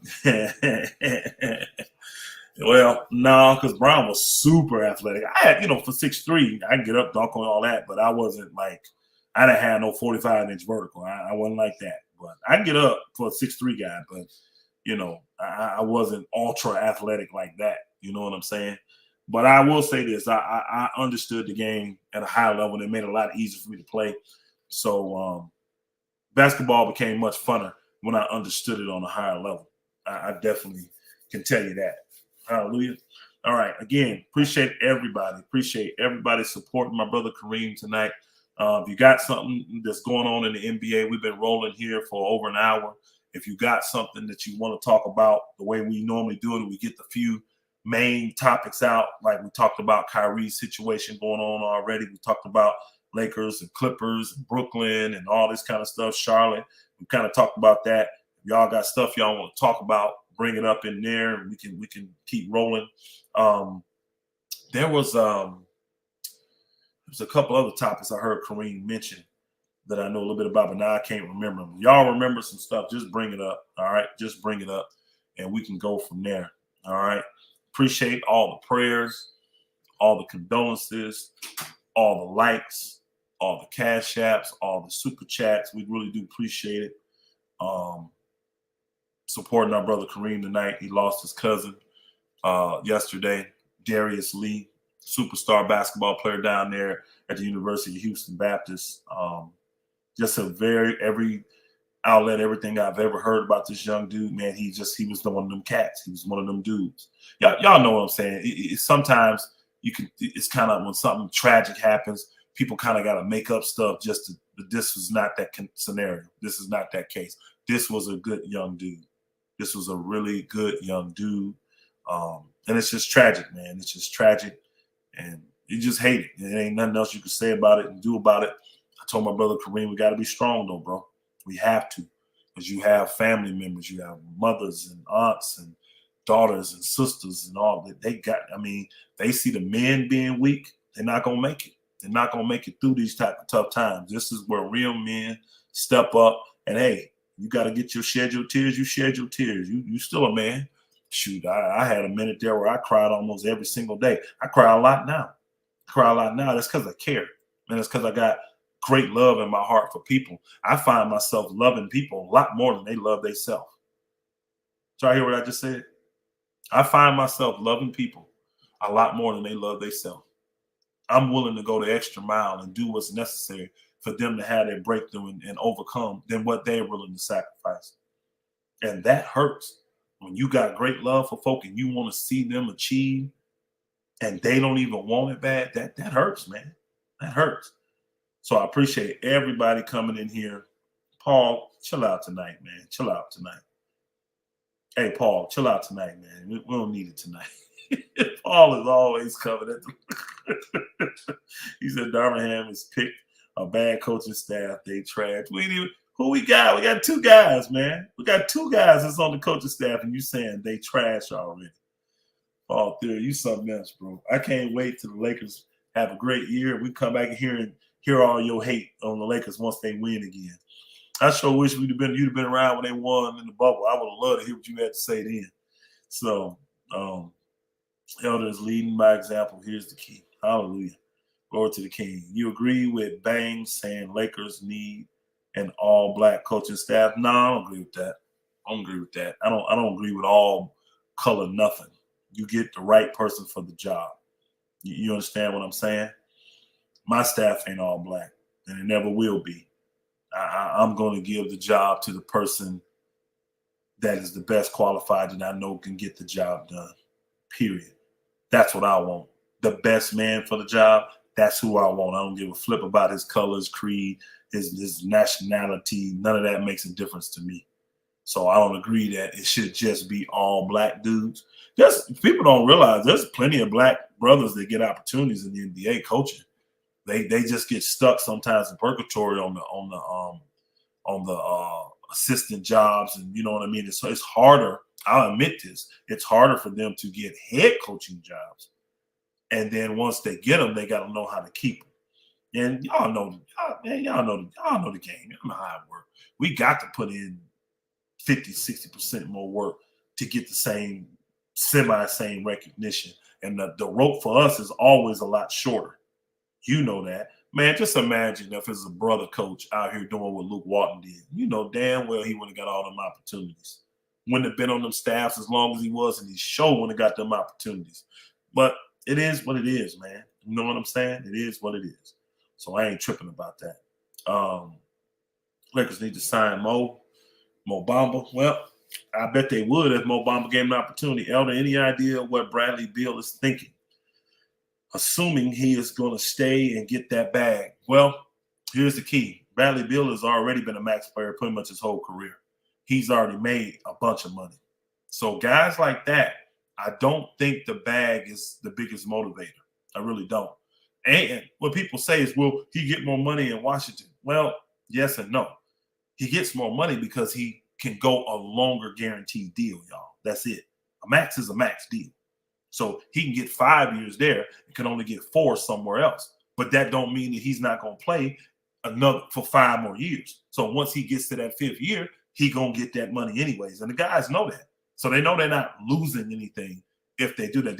They may have 4 years guaranteed instead of 5. But a guy that Bradley Beal's age, he already knows in 3 years when it's time for him to re-up, he going to do another max deal, and he going to still go past that and still make all his money. You see what I'm saying? So it's not like the only way you leave the money on the table is if you go through a major injury and go through some stuff, and then all of a sudden nobody wants to pay you that 5th year. But you still got 4 years of $200 million. Bradley is not worried about the money. I don't believe he's worried about the money at all. I think he really does want to win. I think he would like to stay in Washington, but I think he realizes that it's just not going to happen. It's just not going to happen. It's not going to happen. So I don't know what his decision is. He said he's made it. So I'm looking forward to seeing it. Elder, you from the tribe of Benjamin of Judah. Which one you think, my brother? Which one you think I'm from? We all got to teach from both of them, don't we? All right. True. Do you think Mitchell Robinson would take a mid-level, or is he trying to get paid? I think that's about what Mitchell Robinson's going to be able to get, honestly. I don't see nobody giving him 15 million, 10. I just don't. The Knicks ain't played him well enough. You know, he ain't been in a good enough position. So I think what he should do is go somewhere. He's a perfect candidate, in my opinion, because of his age. Go somewhere, show your worth, and take a smaller deal, but do the 2-year thing with the 2nd year as a player option, and then bounce and make big money. Go prove yourself and bet on yourself. I think Mitchell Robinson is one of those players that if I was his agent, I would tell him to bet on himself. He's been fairly healthy. He's done well, but he's just been on a bad organized team. So I would tell him to go bet on himself. Go where you want to be. Go where you think you're going to get the most shine and it's the best fit for you, that's going to let you play and show yourself. And then maybe that team, people forget, you do well there, they may want to pay you. If not, there's 29 other teams or 28 other teams that may want to give you that bag. So that's what I would do if I was a guy like Mitchell Robinson. I would do that. Miles Turner and Brogdon or Kyrie? Oh, boy. I would say Miles Turner and Brogdon for this reason. Brogdon fits well. He shoots the ball well. I know he's been hurt. And Turner, we need more players back than just one guy for Russell Westbrook. Because if you're asking me about Miles Turner and Brogdon or Kyrie, you're talking about a trade for Russell Westbrook. So I want the multiple players over the one so-called superstar. And Kyrie just comes with too much baggage for me, y'all. If he's distracted in Brooklyn, he really going to be distracted in L.A. You know what I'm saying? So, and I don't see Kyrie being that kind of dude, the L.A. dude. I think he really wants to stay on the East Coast. So I personally don't think Kyrie is a viable option. So I would say I would lean more towards Miles Turner and Brogdon. They fit more of our needs. Now we got another ball handler and a shooter that can go alongside LeBron. He can get you buckets. He can handle the ball. He can break down. He can get his own shot. He's a great passer in Brogdon, and he can shoot the ball well. He's a 40, 50, 90 guy. You see what I'm saying? When he's healthy, I understand he's had injuries, but when he's healthy, that's what he is. And then Miles Turner, he's the guy you need in there that can stretch the floor. He's a stretch 5. AD will never have to play 5 with Miles Turner. He's a shot blocker. It would make both of them play D. They would make those two to me will make the Lakers much better than just adding to Kyrie and giving up what we'd have to give up to do that. So salute to Daga Gaming. Salute. Let's see what we got here. Let's see. Lakers are trying to get Beal. I believe that. I do believe the Lakers are trying to get Bradley Beal. Will they get Bradley Beal? I don't know. If Bradley Beal has made the decision that he wants to go to a team like the Lakers, it's probably going to happen. And if the Wizards are, and see, the advantage the Lakers would have is they already have a really good standing relationship with the Wizards. People get it twisted. The Wizards was very clear. We're not trading Russ. We're not trying to trade Russ. We like what Russ brought us. The reason they did is because they're honorable, and Russ went to them and said, look, I told you when I came, if there's an opportunity for me to get home to LA, I want to get home. That's the only reason and that's why they made the Lakers give them that first round pick, y'all. They're like, look, we don't want to move Russ, so you got to give us a first round pick. We like what he did. He came here and we got to the playoffs. He held the ship down for us when Beal was hurt. They like what Russ did there. They don't have a problem with Russ in Washington, y'all. So we got a good working relationship. All the players we sent there, probably besides Montrez, did well. You see what I'm saying? So if you already got a good working relationship, there may be something you can work out. I'm going to tell you right now, I've seen stranger things, but I wouldn't be surprised if they take Russ back and have somebody that can still run the show and keep him relevant. And Bill said that he wants to go. Now, I would definitely make sure I'm getting every draft pick I can get from the Lakers. If all you can give me is those 2 future picks, I want second rounders too. I'm getting as much as I can get from the Lakers for Bradley Beal to make that deal happen. But at the end of the day, the Lakers can play hardball because it's like, look, he wants to come here. We ain't giving up all that to get him this today. Now, you play a thin line by doing that, because if he wants to come now and you're not willing to give up certain things that he thinks you should be willing to give up to get him, now you piss him off and he decided to go somewhere else. We've seen that happen many times before too. So, you know what I mean? It's kind of, if you want the guy, you got to be willing to break the bank. And these teams are definitely going to hit the Lakers hard with any asset they can get. So if I am them, and the league would probably not like this, the other owners, I got to move. If Bradley tells me I want to go to the Lakers, that's one of the teams, and I'm working a deal with them, whoever I'm working a deal with, they got to take a bad contract back. They got to. So I will be looking to package Beal and Porzingis. I'd be wanting to get him out of there. I'd be looking to package Beal, Porzingis. They already got rid of Bertans. So whatever bad contract I got on the books, I'm trying to push that to the Lakers as well. I'm trying to push that to the Lakers. They got to take that too. So that way, if it pushes us over the money amount, which it would, now I can get THT back. You see what I'm saying? Now I can get none. I can get a young talent back from the Lakers too. I want the cap space. I want the young talent. And I want draft picks if you're getting Beal. And I think the Lakers would do that. They would do it. I think they would do it. But you add Porzingis to the Lakers, I don't think the league going to be happy about that, bro. That's a tall, long, athletic team. Them some shot. Hey, say what you want about Porzingis. He can block some shots, and he can hit some threes. He can block some shots. He can hit some. He's skilled to be 6'6", whatever, 6'11", 7'11", I mean, because he's tall, 7'11", 7'5", whatever he is. He's skilled, though. And putting him with LeBron and AD, bro, and Bradley Beal, man, shoot. I don't think the league would be happy about that trade. So the Lakers would definitely have to give up some young talent, and they would definitely have to give up some draft picks, which I personally would. I would give up both those 2027 and 2029 to get Bradley Beal, and I wouldn't even protect them. I wouldn't protect them. Nope, I wouldn't protect them, because that should be the heyday for AD and Beal. That should be the swan song, like what Steph and them going through right now, 34 years old. That should be right about that age. They should still be extremely relevant. So those picks should be late first-round picks anyway. All right. Let me see here. Let's see. Salute my brother from Valdosta, Cato Hitson. Salute my brother Steve Scott. Salute. One life, man. Salute. Marcus Jones. Salute. Mitchell Robinson's clutch. He is okay. Yep. See, those connections matter sometimes. They matter. He could be the mysterious center. Now, I told y'all I didn't know. Don't y'all go around there putting that stuff out there. You hear me? Don't be, Elder said Mitchell Robinson. I didn't say that. I was joking by saying he could be. I didn't know he was with Clutch. I actually didn't. I didn't know Mitchell Robinson was with Clutch. I didn't pay attention to that. But relationships matter. Porzingis is made of paper. AD made of glass. Elder's NBA wish list.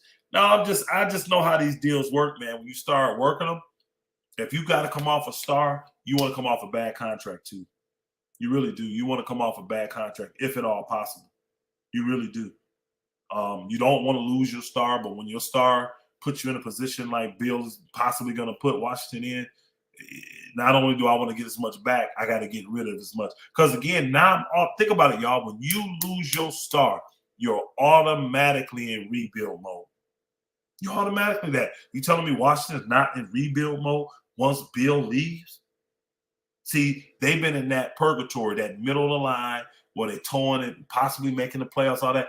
And that's horrible. That's the worst place to be. That's the worst place to be.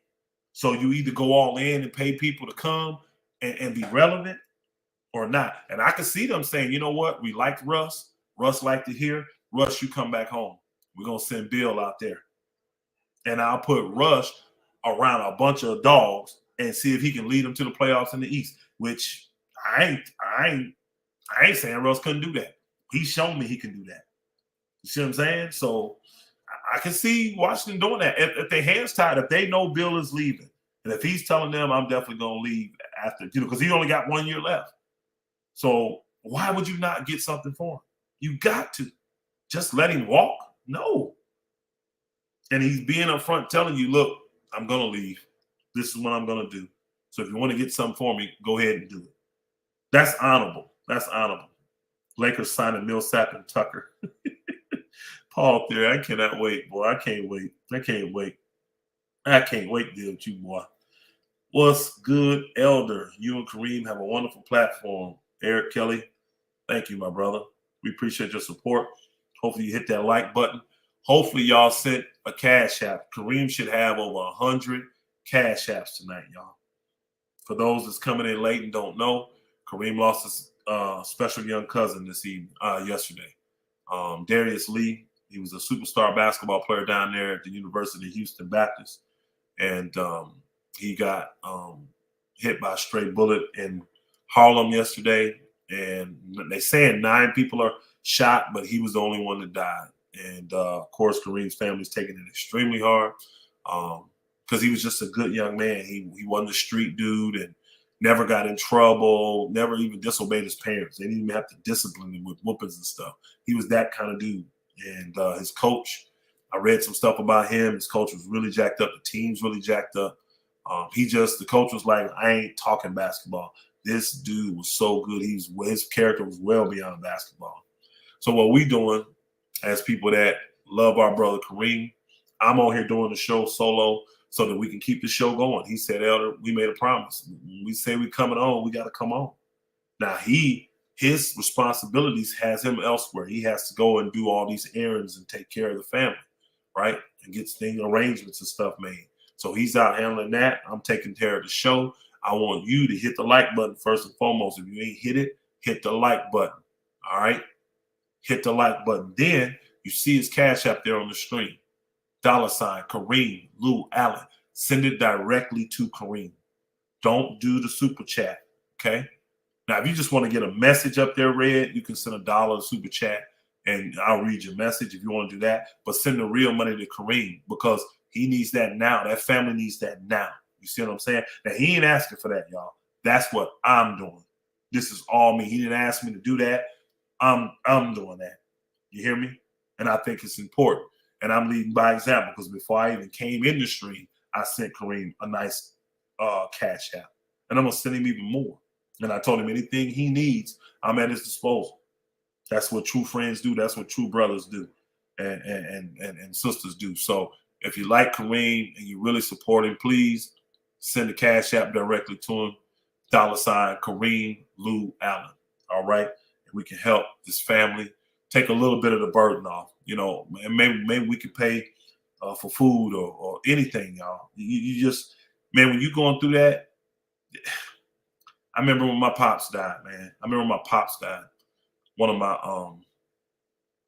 that'll be my nephew. It was my uncle's son, my nephew. He was young though, y'all. He was maybe 9, maybe 10. And I had a big old Escalade, right? So I'm riding the family around in the extended ESV Escalade, right? I'm riding around.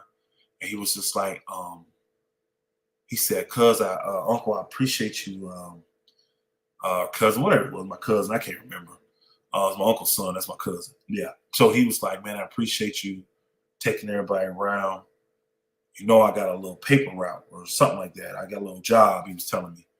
And man, he pulled like $50 out of his pocket. He said, can I please pay for the gas that you use? And I said, bro, I'm good. Cause man, I'm making, I was good. You know what I'm saying? I'm making great money. And I said, nah, that ain't necessary, bro. I prefer you keep it. I actually want to invest. He said, no. You've been a blessing to everybody in the family. Please let somebody bless you. And it like broke me down, cause I could tell he was 100% sincere. I mean, I got a 9-year-old, 10-year-old standing there handing me $50, man, saying, please put that in your tank. This is a big car. It take a lot of gas. And you know what I did? I took it. I received it. And I stuck it in the gas tank. And of course, man, I had him all laid out because he went. Matter of fact, it was he was doing winter stuff, not cutting grass. He was doing winter stuff at the time. And what I did when he came back around, I bought him 2 lawnmowers. I bought like all the summer stuff he needed to do. I took care of all that for him. Bought it all for him. I said, man, you invested in me. I'm investing in you. You out here getting it. And I ain't mad at you. Then I took him clients and, he did pretty good. For a young man, he did really good. But again, I'm not sure why I'm sharing all these stories with y'all tonight, but I know our hearts are heavy, man, thinking about our brother. But we're trying to keep the show rolling. We're trying to stay encouraged, because I told Kareem, you got to be strong. You got to be strong for the family. Everybody going to be hurting. Everybody going to want answers, bro. At the end of the day, a hug is healing. There's healing in a hug. You know what I'm saying? So you be there. Somebody needs something, take the burden off of them, brother. Take the burden off of them. You handle it. You do it. And that's just how men do. That's how we do. All right, so let's get back to it. We still got a little bit to go. Me and Kareem normally go, an hour and a half, 2 hours. We had about an hour and 38 minutes. So I'm going to hold it down like we normally do, y'all. I'm going to hold it down like we normally do. Going to hit you sometimes later this week. Hey, Andrew Bennett, man, we appreciate that. We truly appreciate that. We do. I know you're a man of your word. So if you said it, you're going to do it. I believe that.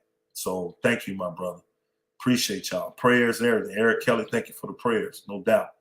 I don't think LeBron's son can beat his dad. I'm sure he can't. He ain't ready yet, bro. He's too light in the draws. You know what I'm saying? So not unless LeBron let him. It says, we all lost loved ones and the pain never leaves. But they live through us. Hallelujah. No doubt. Pain, it does hurt. You can't heal, though. You can't heal. You can definitely heal. You can definitely move on. And I think the best way to honor people is by being a doer. All the things you know you should do, all the things you say you're going to do, just do them. That's the best way to honor somebody. It's nothing more disrespectful than you committing or agreeing to do something or be somewhere or whatever, and then you constantly come up with excuses.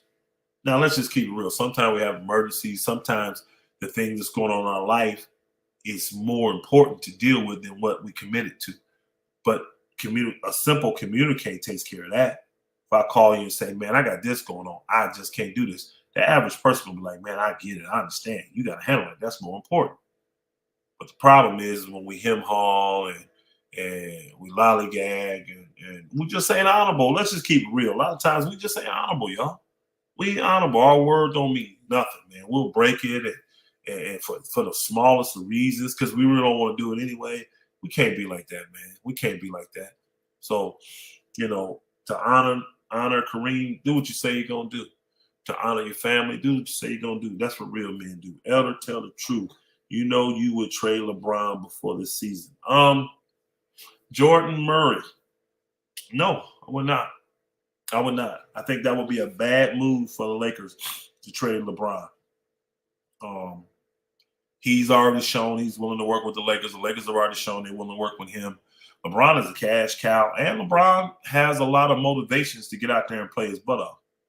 He's playing for his legacy. So, no, I would not trade LeBron. I would not trade AD. Russ would be the only one I'm moving. I wouldn't see. I'm not even on the trade of THT train. I wouldn't trade THT. I like THT. I know why THT had a really bad year. I do. And it wasn't just all on him. It had a lot to do with the organization, the leadership, his injuries, which he had multiple injuries, and he caught COVID. He had like 3 injuries and caught COVID, y'all, playing for that crap show. So I ain't gave up on a 21-year-old guy that has ultra talent, offensively and defensively. Oh, I'm going to put that work in and wait till that mind matures and his body catch up to his mind. I'm going all in with THT. You're going to have to give me a nice deal that I see can help me right now, before I give up THT. And that's what Lakers put out there. We're not moving him unless we get an all-star level caliber player back. See, that's the kind of player come in and help you. If you ain't talking about a guy like that, don't call us about THT. And I agree with the Lakers. All right. So, what does that say? My nine own Lewis. M. Lewis. Elder, what's up? Thoughts on the Hornets trade if that happens? I spoke on that earlier. I'm actually warming up to that. I'm sorry I butchered your name. Please forgive me. I'm leaning towards the Hornets trade, sis. I think that's a female. Yeah, sis, I'm leaning towards the Hornets trade. I'm leaning towards that because it gets us multiple players back, quality players, and it gets us something that we need bad, which is wings. We are just deficient and just done out. We ain't got no wings, none. And the market is not going to give us no quality wings. It may be a couple guys like Josh Jackson or somebody like that that could be developed, but the quality step in and get it done now? No. So when we can get Gordon Hayward, I'm sorry. We can get Gordon Hayward and Kelly Oubre. Those are 2 quality wings. Now, I know he always hurt. Well, he may be healthy for us. And even if we only get him for 40, 50 games, I got Kelly Oubre to back him up, who always stays healthy. You see what I'm saying? To put him with LeBron, to put him with Gabriel, to put him with Hillbilly Kobe, the other guys that we already got. We need to get wings. And we need to fill our roster. Charlotte gives us the best opportunity to receive 3 or 4 players for us instead of just 1 or 2. So that's why I'm leaning towards the Charlotte. And the Charlotte deal gives us the best opportunity to possibly not have to give up any draft picks. Best case scenario, worst case scenario would be a pick swap. That's the worst case in my opinion. Because Charlotte is benefiting so much from getting Russ because they're going to play Russ. They already said they're going to play him. They like his game. They're going to play him with ball, right? And they also like the fact that $47 million falling off, and they like the fact that Gordon Hayward's last year of his contract, that $30 million falls off. They're going to save close to $80 million during that deal. Plus the money they save with Kelly Oubre's contract, that's $12 million. And then the other players that they throw in there $4 or $5 million. They're going to save almost $90 million just to make that trade. And bringing Russ over there keeps them in the same position they were in before they got rid of them other dudes. You still a fringe playoff team, but you $90 million lighter in the pocket. Now, people say that ain't nothing because see, it ain't your money, and you don't understand big dollars. So, but for a small market team like Charlotte, $90 million is huge, huge. So, yes, my sister, I'm leaning towards that Charlotte deal myself. I'm starting to see it's probably going to be the best deal the Lakers can get. Unless Sacramento want to do some crazy flips and send us Holmes and what's his name, Fox and guys like that, that's the only other way. All right. So risky the Hornet deal at Elder. My question is, even if they are wings, they are offensive-minded wings, our defense might still be sorry. Brother, you must not have watched them play. Kelly Oubre plays defense, bro. And actually, old boy is a plus defender when he's healthy. Gordon Hayward is. Our defense is not going to suffer. They will make our defense better, bro. No doubt about it. Kelly Oubre is a dog. You literally can put Kelly Oubre on the best wing defender, the best wing offensive player any team has. You can put Kelly Oubre on. From 2s all the way up to 4s. He can guard them all. Some point guards he can get on. So, no, I disagree with that. I think our defense will get much better. And our defense is just going to be better anyways because of the way D-Ham do his system, bro. And you got D-Ham, Trent, Rasheed, if he actually comes on, you're going to play D, man. These guys play D. I don't know if y'all remember D-Ham when he played in the league. I know you remember Rasheed Wallace. These guys ain't playing around. You're going to play defense for them, or you ain't going to get on that floor. So these guys going to have to be committed on the defensive end, flat out. And they're building everything through AD. Now, we all know AD, when he on his game, he could be literally the best player in the league. Definitely, defensively, he could be defensive player of the year. He can guard 1 through 5. So they building around AD. That's a smart thing. And they starting with the defense, making him the defensive anchor. That's the smart thing. So now everybody's going to be held accountable. That's another smart thing. So, no, I'm encouraged with what the Lakers got going on. I'm encouraged. Now, do you think Kyrie is using us for leverage? Yep, I talked about that earlier. This seems way good to be true. I remember when Levine was in play for us. He really wasn't. Levine was never in play for us. Levine was talked about because he was from L.A., remember UCLA, and it just makes sense. Guys want to go home, but he was never in play. We would have had to trade for him. Once he became a free agent, it was over. We should pick up Eric Gordon. I like EG. I just don't see a way for us to get him. That's my guy, Eric Gordon. I don't see a way for us to get him with that $18 million salary. We'd have to give up THT, none, and a pick. And I ain't doing that. Not for EG. I love him. That's my guy. But I'm not giving that up for him at this stage. I'm not doing it. He's often injured too. Don't forget. Elder, what about Tyler Hero? Where is he going to be? I think he's going to be right there with the Heat. I don't think the Heat giving up on Tyler Hero. I don't. I think he's going to be right there with the Heat. I think that series would have went different if Tyler Hero was healthy, y'all. I really do. If Tyler Hero was healthy, I don't think Boston would have beat Miami. I really don't. That's just my personal opinion. Kelly Oubre is one of the most overrated role players. All right, Sonny, that's your opinion. He choked in the spotlight for the Warriors. Some guys don't have it. Oubre doesn't have it. I think part of the problem with Oubre with Golden State was that Golden State was never committed to him. And he knew it. And y'all don't understand sometimes how a guy has desires and goals and needs. He wants to secure his family. He wants to find a home. When you can tell a team is not committed, they're not going to get your best effort, unfortunately. It's just mentally hard for a lot of players. So Kelly Oubre, think about it. He's a good player. He ain't found a home yet. He's still trying to find somebody that believes in him and want to consistently invest in him.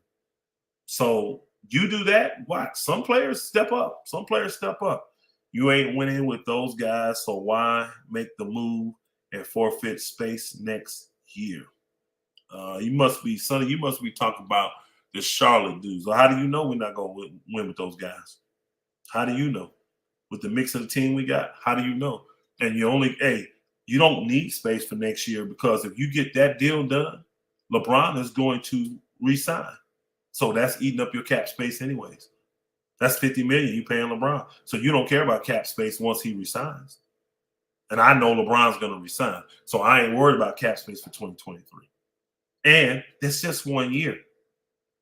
Say Gordon Hayward don't work. You think it's going to be hard to move Gordon Hayward's contract when he's an expiring contract at $30 million? I'm telling y'all, it's going to be very easy. Very easy to move Gordon Hayward. But he's owed $30 million, but he'll be on an expiring contract. That's not going to be hard. Not going to be hard at all. Seems like the smart move would be to break Westbrook up into 2-3 players, though I hate to attach a pick to initiate the trade. Benji, you own it. That's what the Lakers know too, because they gave up 4 players to get Westbrook. They want to get back at least 3, if not 4 players for him. And the Lakers needed to fulfill their roster. So that's why I know Westbrook gone.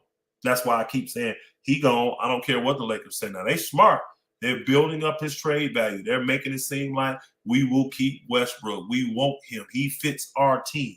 That's what they got to sell because they can't come off as desperate.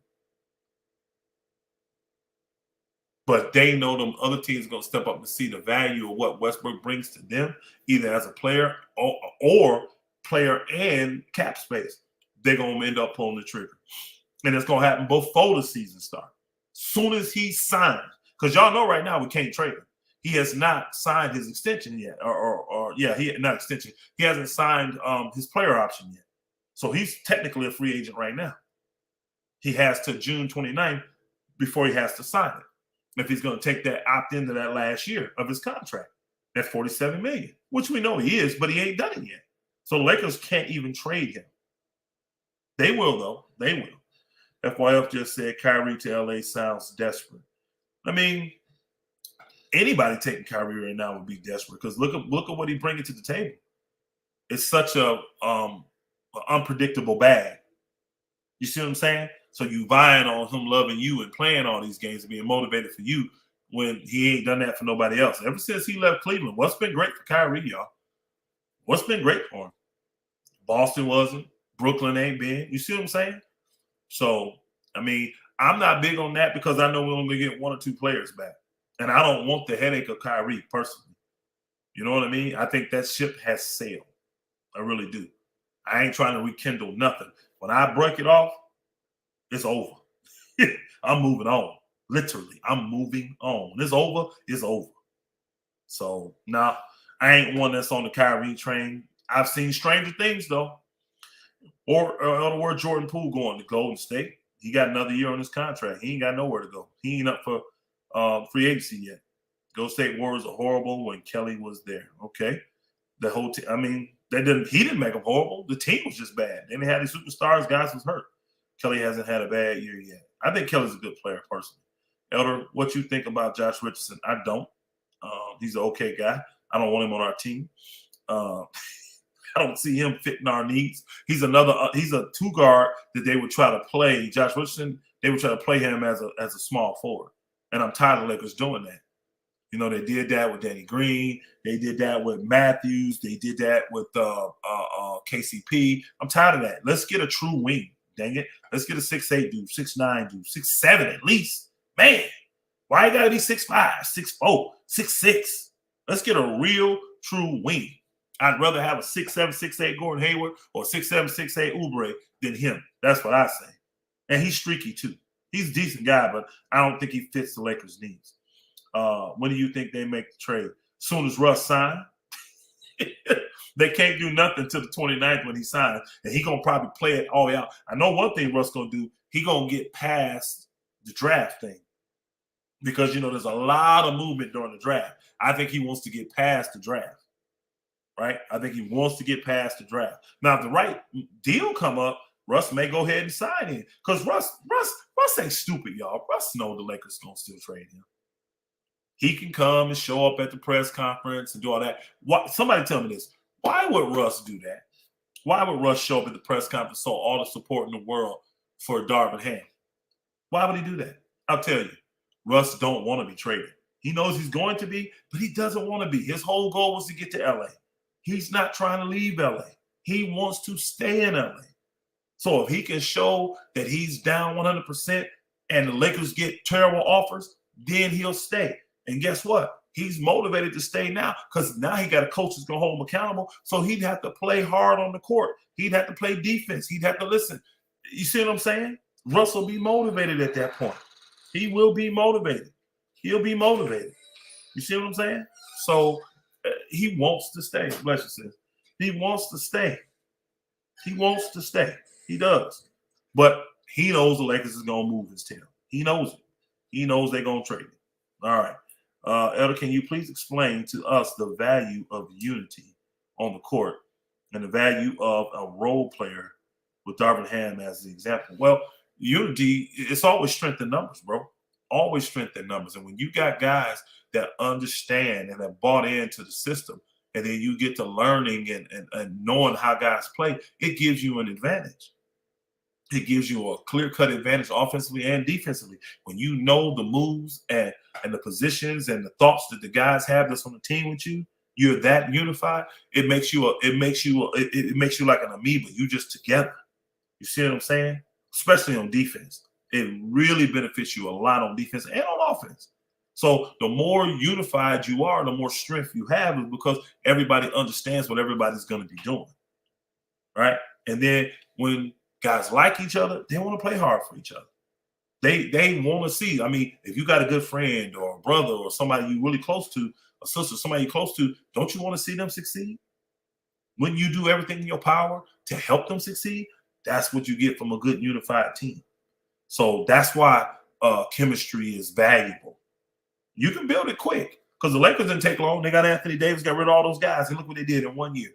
They had enough chemistry and enough strength to go down to the bubble and be sequestered for 3 months and be mentally strong enough to win that championship.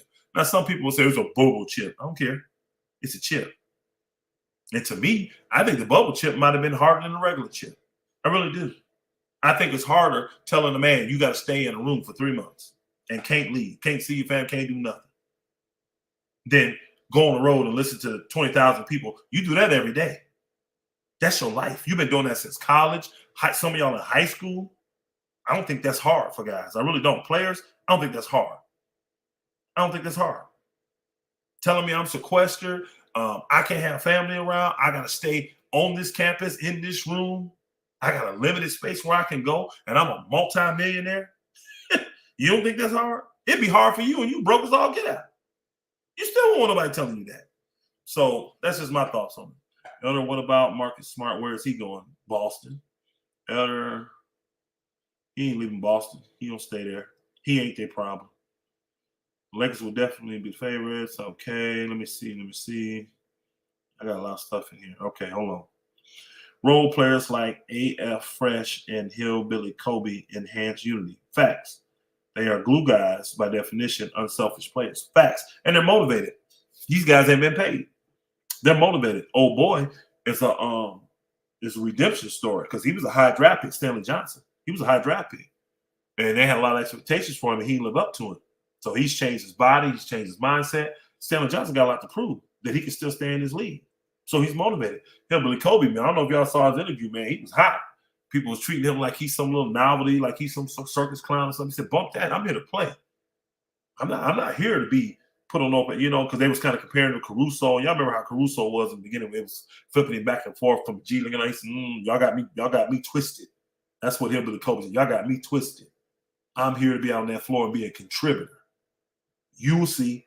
I think he's going to make a great league. I see skill levels in him, Billy Kobe. I see him being a starter in the league for 10, 12 years.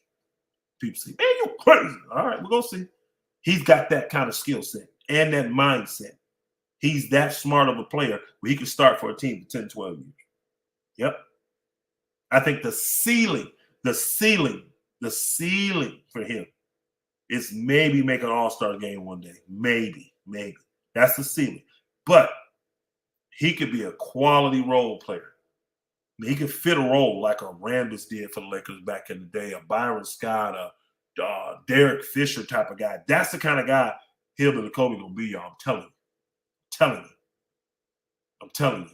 And those are fringe all-stars. They don't make the all-star team, but they're very valuable to your team. And you have to have guys like that. That's what I believe Austin Reeves can get to. People say I'm crazy. That's fine. Russ still a bonehead.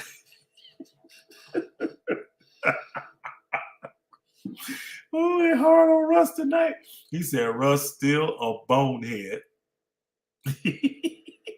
I hope he can turn it around, but I'm not expecting too much. I don't expect Russ to be on the team. That says Robo. I don't expect him to be on the team. I don't expect him to be on the team. I'm telling you, the Lakers know to fulfill that roster, they got to move Russ because that's their best asset to bring in multiple quality players. So I think Russ gone. I do. Elder, why did the Lakers give up multiple picks for AD? We had the leverage. He only wanted to play here. Brandon Ingram, Zoe, Hart, maybe one pick should have been enough. No. You wouldn't have got AD for that, and you didn't want to piss AD off by he gets word that, hold on a second, they wanted 3 first-round picks and you wouldn't trade me for that? See, the players that left, those have to go to match the money, y'all. So that's why I knew Brandon Ingram, Lonzo Ball was going, because they were making $8 million apiece. At the time, I think AD was making $28, $29 million. So that's $16 million between those two guys. Those were like 2 of the highest salaries we had, y'all. So I knew the high dollar salary guys were gonna go because they had to make the deal work. That's why I'm kind of glad the Lakers did not draft Jason Tatum. Not that he wasn't better than those guys, but if we'd had Jason Tatum, we would have saw that talent in Tatum, and we would not have been able to trade him. We would not have put Tatum in the deal for AD, and we wouldn't have got AD without it.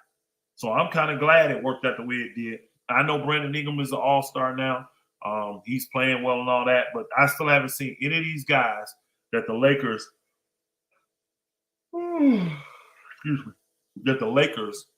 gave up in a trade, allowed to go to free agency, passed on, gave up in trades or whatever. None of those guys won a championship. None of them. All that talent. They've gone to all these different teams in the East and the West. None of them won a championship.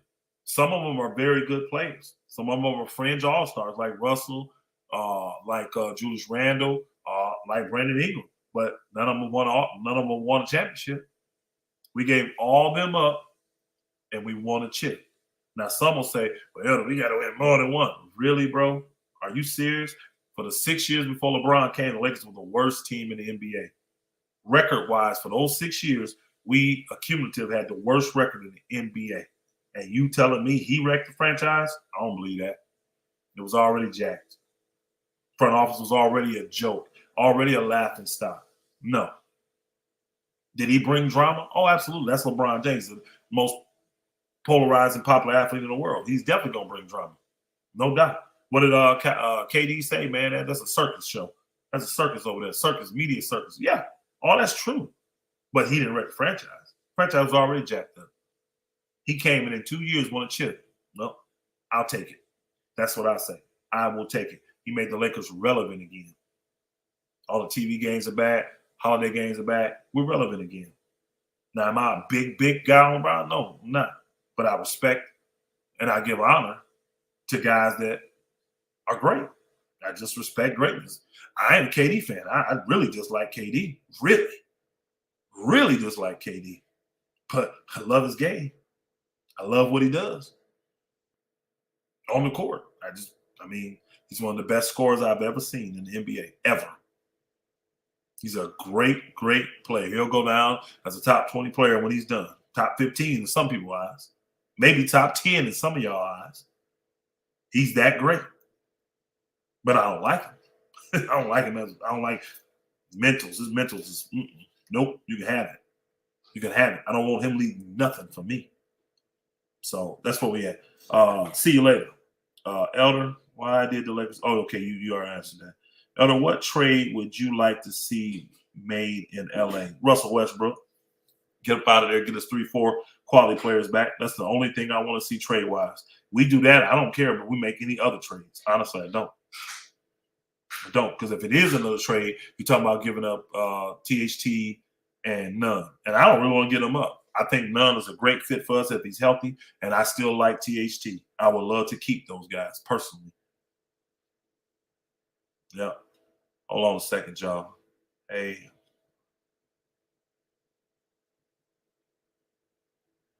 All right. Give me 1 second, y'all. Letting Kareem be checking in with me. I'm letting you know we still cooking a little bit. So, yeah. I want to see Russ gone.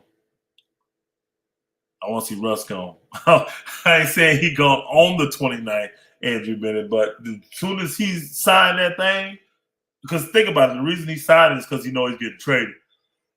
So I hope that the deal goes through that he approves of and he signs early. Because if he signs early, that's the only reason to sign early, is that he knows he's traded. He's approving of the trade, so he's going to go ahead and sign so we can get the trade done. So I hope it's earlier than the 29th. The next 6 years, Lakers will be near the bottom of the league. Okay. That's your opinion. I disagree with it, but we'll see. Jeannie Buss is the biggest problem with the Lakers. Benji, I agree with that. She will prevent us from winning a championship. Well, she didn't prevent us in 2020. She didn't prevent us in 2020. So if she takes the advice that it looks like she is, let people do their jobs. If you got a general manager, let him general manage. If you got a coach, let him coach. If you got a star player, let him lead. You see what I'm saying? Get out their way. Jeannie's biggest issue is, I need a team of counselors. But the problem with that is nobody makes a decision. Everybody's sitting there looking at you, waiting on you, and you want everybody's opinion. You got 6, 7, 8, 10 people in the room. You're not going to get everybody to agree. Not on something trivial as basketball. You're not. Because some book's going to be old school. Some book's going to have personal vendettas. Some people going to, you never know. You know what I'm saying? You never know. Now, Phil Jackson comes in. Let's look at that. He comes in and says that the Lakers would be better off trading LeBron James. See, that's a personal vendetta. You played in the league. If you achieve what LeBron achieved, Phil, would you want the Knicks, who you play for, to treat you that way? Even if it makes sense, would you want them to treat you that way?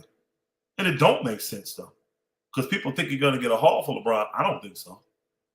I don't think you're going to get a haul for LeBron. I don't see a team giving up all the young talent and 3 or 4 picks for LeBron James, not at 38 years old. I know he averaged 30 points a game last year. I don't see teams saying that. What are you getting out of him? 1, 2, maybe 3 years? No, it ain't worth it. It ain't worth it. So you'll get a good deal, but you ain't finna get a haul. But look at the bad blood that you would create. You think players would be happy to hear that the Lakers traded the great LeBron James, a guy that has never been traded in his career? A guy that don't want to leave and you're going to trade him anyways? I don't think you'll find a team that'll take him. If the Lakers start calling today and saying, we want to get rid of LeBron, the first question those teams are going to say, does LeBron want to leave? And if they go back and say, no, well, it's us. We going to sever our relationship with LeBron. Boy, they're going to be like, nope. Have Rich Paul call us, please. And if Rich Paul can't convince them that LeBron wants to leave, I don't see a team even want to do a deal with the Lakers for LeBron. And it ain't got nothing to do with his talent level or what he's worth and all that. It ain't got nothing to do with that. They love to have him just for the money he brings to them. Your economy going to instantly boost just having him. They love to have him for that, but not the backlash. Not the backlash. Nope. Elder, give me a balance, starting 5 and backup 5 from the bench. Bro, I can't, because I don't know who we're going to have on the team, bro. I can't do that. Not right now. I'm sorry. I can't. Bro, Marlon, I can't. I have no idea who's going to be on the team as of today. You know, and I don't like to get into like what Trevor Lane them doing and predict all these different people. They got 40 different people coming to the Lakers. And what that do is build up a bunch of false hope. And some of these guys have zero chance of coming to zero chance of coming to the Lakers. But they'll still throw that stuff out there trying to create false narratives. I don't like doing that. I do not like doing that. I could see this lineup, and I'll give you this lineup of players that we have. I could see the lineup of Nunn, THT, LeBron, AD, and then whoever we're going to have in the center. I can see that lineup. I can see that lineup starting the year. Yep, I can see that lineup.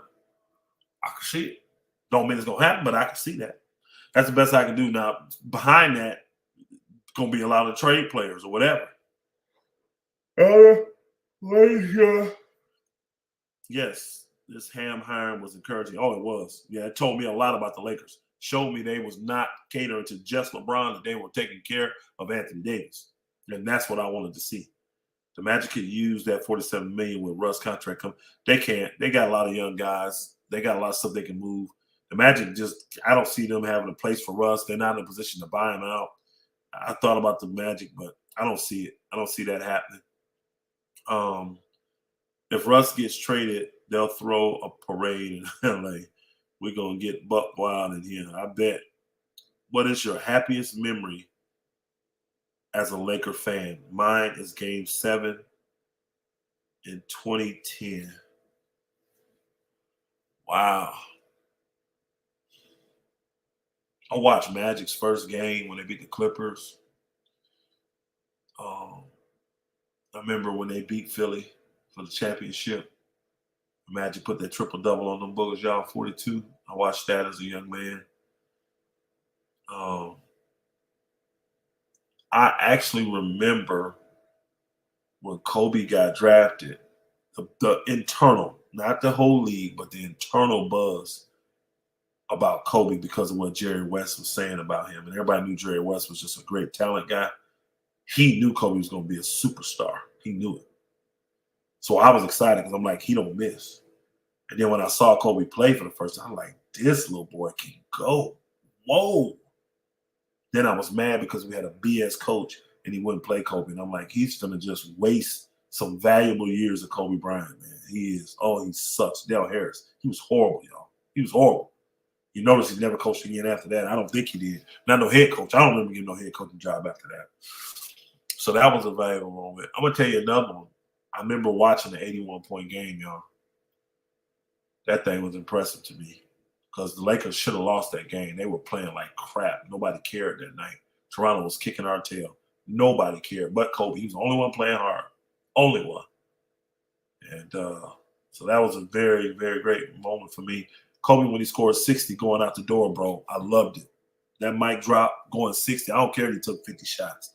And here's one of the main reasons I liked it. Y'all gonna trip. Because you know the rivalry between him and Shaq. Remember, Shaq told him before the game, drop 50, young fella. Kobe in his mind said, no, I'm going to get you 60. So he had to one-up Shaq even in that. And I'm telling you, I loved every minute of it. I loved every minute of it. I did. Those are my best moments for Lakers, you know. I had some heartbreak moments, too. Magic got AIDS and Kobe died. And, I mean, you know, the Jerry West and that thing was over. That was really bad. So. Okay, if Russ gets traded, drinks on me. Reg Dog. Salute, Reg Dog. Salute. All right, let me go real quick and check this, y'all, because I need to see y'all hitting that like button like you're supposed to. Yeah, we're doing well, y'all. We got 223 likes. If you in here, came in late or whatever, you ain't hit that like button. Everybody's hitting the like button tonight. We're honoring our brother Kareem. His family's going through tragic loss of a younger cousin. He was 21. His name was Darius Lee. Played at the University of Houston Baptist. He was an all-star basketball player, and I mean that. He was player of the year, put up major numbers. Probably the type of player that probably would have had a chance at the league, honestly.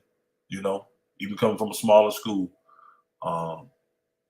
But just a excellent young man, character-wise, from what I'm hearing, all the reports from everything I'm seeing, and just tragic. You know, that shooting that happened in Harlem yesterday. That was the one person that died was Kareem's cousin, younger cousin, and so he's out and about handling business for the family, taking care of them. We're holding it down here on his show for him. And one thing we are doing is hitting that like button. And the next thing we're doing, everybody's sending an offering to Kareem's Cash App. Don't put it in the super chat because he don't get that money right away. We want to be able to put power in his hand right now and help him and his family maneuver and do the things they need to do to get prepared to bury Darius properly. Hallelujah. So hit the Cash App, Kareem Lou Allen. Hit the Cash App. All right. We all been hitting it. I started off before I even came in here and hit it with a nice, you know me, nice amount. And I'm going to send him even more. Because I just know, man, I know it can't be enough. It's just always this thousands of dollars of stuff that needs to be done before any insurance monies or coverages take place, y'all. Thousands of dollars have to be spent on preparation, on setups, on deposits, on travel expenses, get people that you just, it's ridiculous. It's ridiculous. Y'all know how the airplane people are tripping right now. just be a big support to my brother, man. I really appreciate it. I really appreciate it. And if you ain't got it and you want to give, you know what? Send me a private message. I'll send something for you in your name. If you just ain't, if you want to give, you just ain't got it, and you really desire, send me a private message.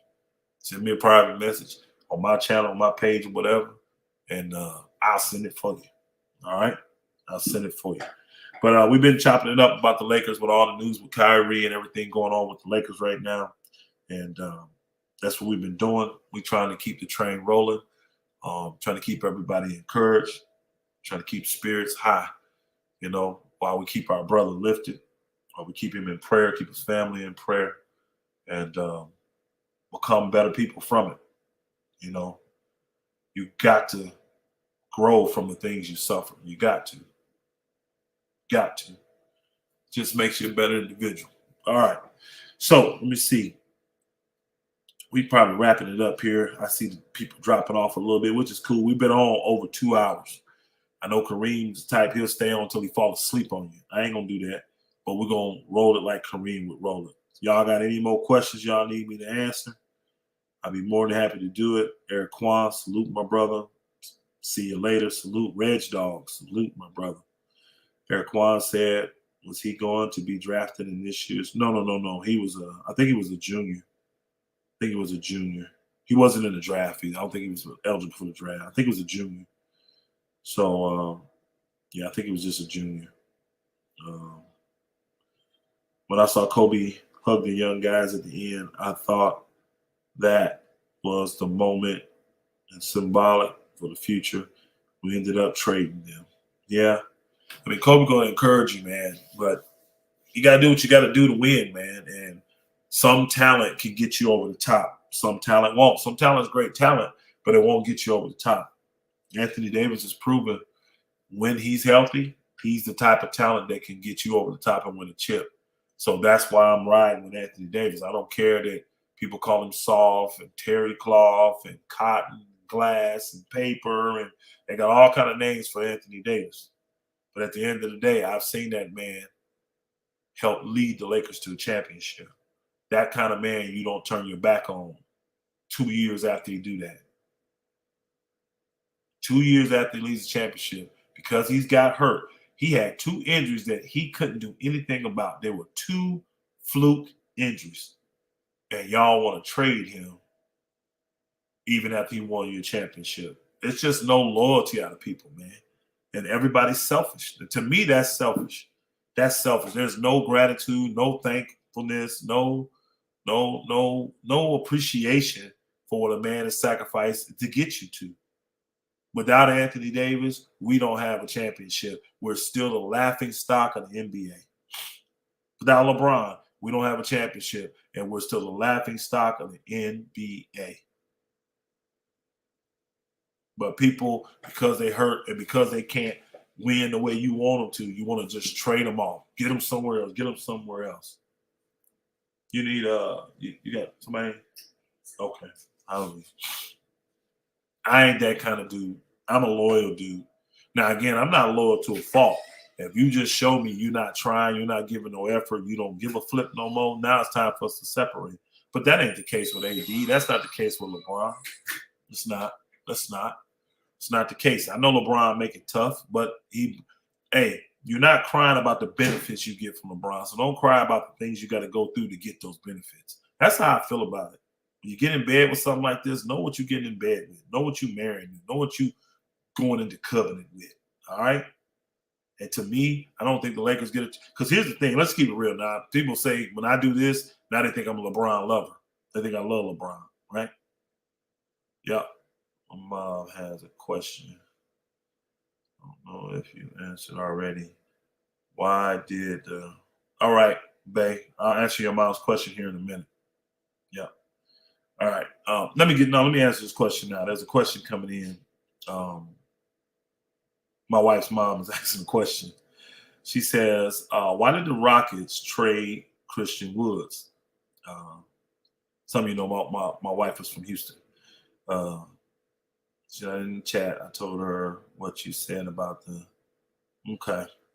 Oh, that's okay. So I gotta answer that. She's not in the chat. I'll answer that privately. I'm sorry, y'all. I thought she was listening and needed me to answer. She just sent it to her daughter. But I'll answer it about the Rockets for her later. But this thing, we're talking about LeBron, right? We're talking about LeBron. I lost my train of thought now. I forgot what I was going to say about LeBron, y'all. My bad. I know we was talking about being loyalty, being loyal and faithful. Oh, I know what I was going to say. We look at all the stuff that LeBron has done and we didn't like the Russell Westbrook thing, all this kind of stuff.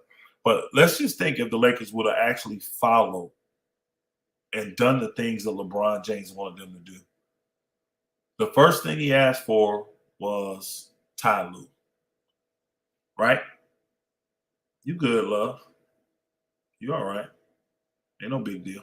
I got my train of thought back. First thing he asked for was Ty Lue. Imagine if the Lakers would have hired Ty Lue and gave him a 5-year deal like they should have because he's a championship coach. Second thing he asked for was Chris Paul. Well, Chris Paul was in Houston. And everybody said, oh, his contract's too big. He has nothing left in the tank. Oh, we can't do that, blah, blah, blah, blah. So imagine us signing Chris Paul, then waiting that year and Anthony Davis coming after that.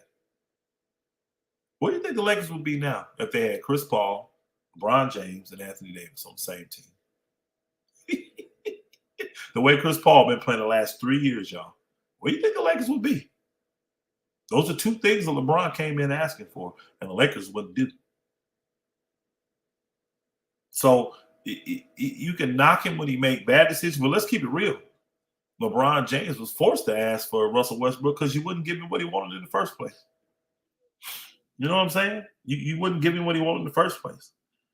So what we got here? It said none might just leave us for a longer contract, same wages, but he has the control to control what do you think, Elder? I don't think none going nowhere.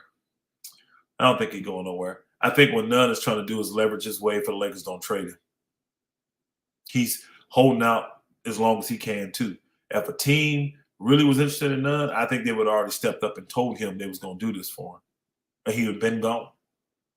I think none is trying to leverage his way to be able to stay. He committed early, remember? I'm going to resign. But I think what's pissing him off is that his name is coming up in trade talks. He don't want to be nowhere but L.A. People forget. None took a pay cut to come to L.A., y'all. Teams were offering him more money when he left Miami. And he took that mid-level so he can come play for the Lakers. Now, he got hurt, didn't play all year, but he wanted to be here. So he don't want to re-sign that just for the Lakers to trade him away. So if he could maneuver and try to get any level of leverage with the Lakers, this is what he's doing.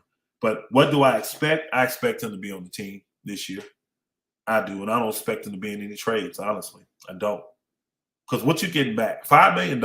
Y'all tell me what player is worthy to get back for none at $5 million. Because that's what he makes. So you got to match salaries. What $5 million player out there you going to take back for none? And don't name me rookies because they don't count.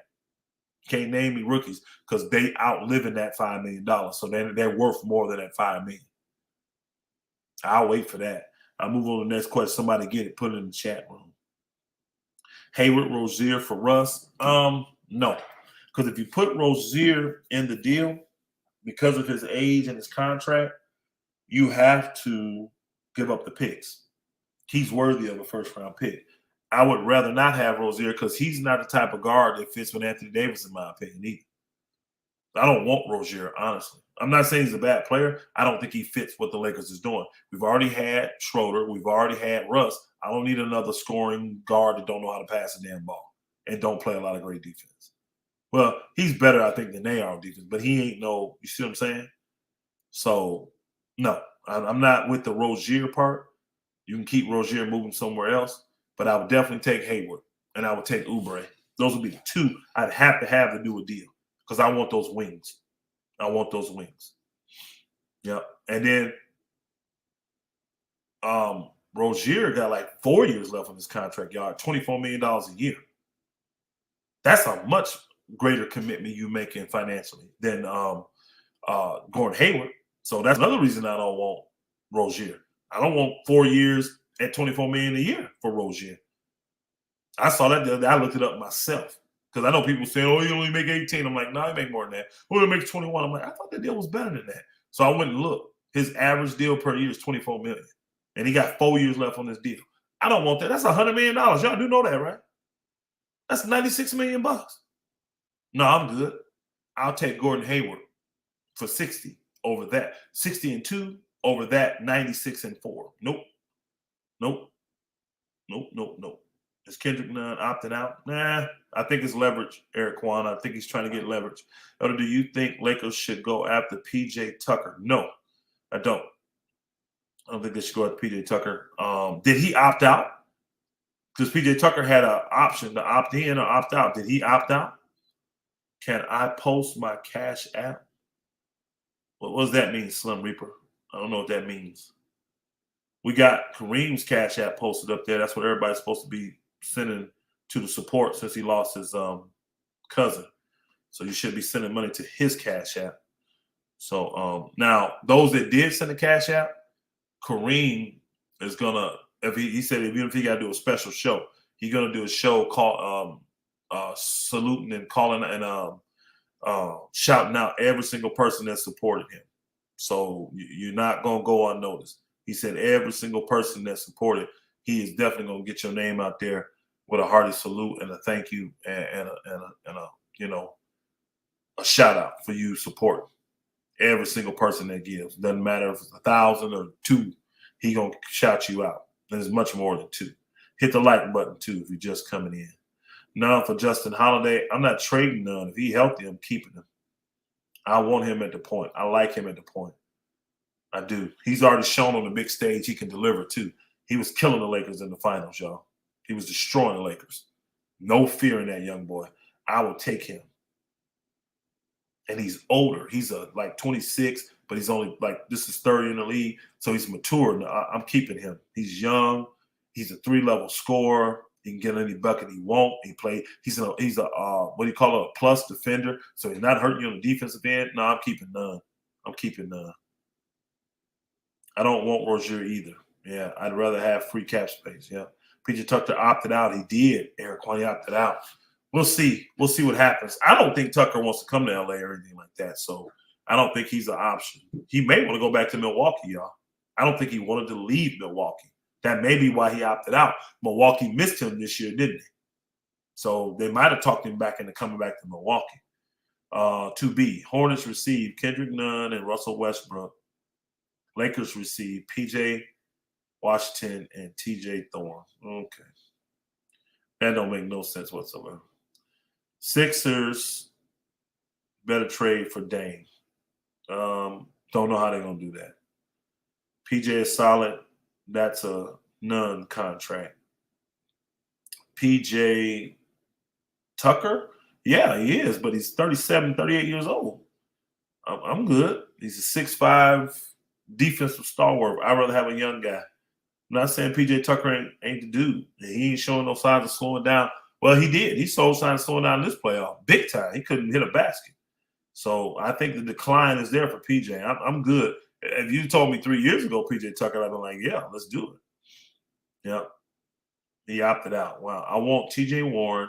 I think if he is healthy, he's better than Gordon Hayward Elder. He's not a better defender, believe it or not, than Gordon Hayward, but he can get buckets. Now, Gordon Hayward can get buckets too, y'all. I mean, we are talking about an all-star here. Gordon Hayward can get buckets too when he's healthy.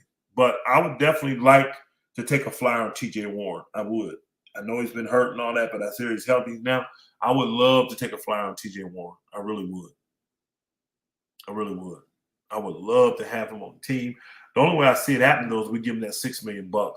And I don't know. I can't say he would be Lakers' number 1 or number 2 guy to get that kind of money. But if it gets to that point where we got to go to that option, I would love to see TJ Warren come because he can get buckets, bro. He can score. That dude, I watched from Phoenix, Indiana. I mean, he can score, man. That dude can score. And he big. He ain't no little dude. He ain't no 6'5" guy. He like 6'8", 6'9". So I like that dude. Starting fire probably will be clutch clients. No, man, stop. Well, I did name. My bad. I forgot. Nunn's clutch. Nunn is what clutch too, y'all. Man, What about Lakers going after Mitchell Robinson? That'd be great. I wouldn't mind Mitchell Robinson. You know, Monk will be the first guy, Marlon Dillard. Monk will be that first guy that I would give that $6 million to, that mid level, if he wants to stay and take it. Yep. If he wants to stay, I would give that to him first and foremost for what he did. I would love to have Monk as our sixth man. I really would. That's the role for him. But I think he's worth more money than that. And if somebody's going to give it to him, because Monk ain't had no huge paydays, go get your money, bro. I ain't mad. Wow. You don't think Nunn is clutch, huh? I thought Nunn played really well in that finals against the Lakers, the minutes that he got. Pacers received Matisse Thybulle and George Niang. Sixers received Buddy Hield and Isaiah Jackson. I don't know why you do that deal, though. No, that deal ain't happening because the money don't make sense at all. None of the money. Buddy Hield makes more than all those guys put together. So that money don't match up at all. All right, y'all. Look like we waiting down here. We've been on for 2 hours and 31 minutes.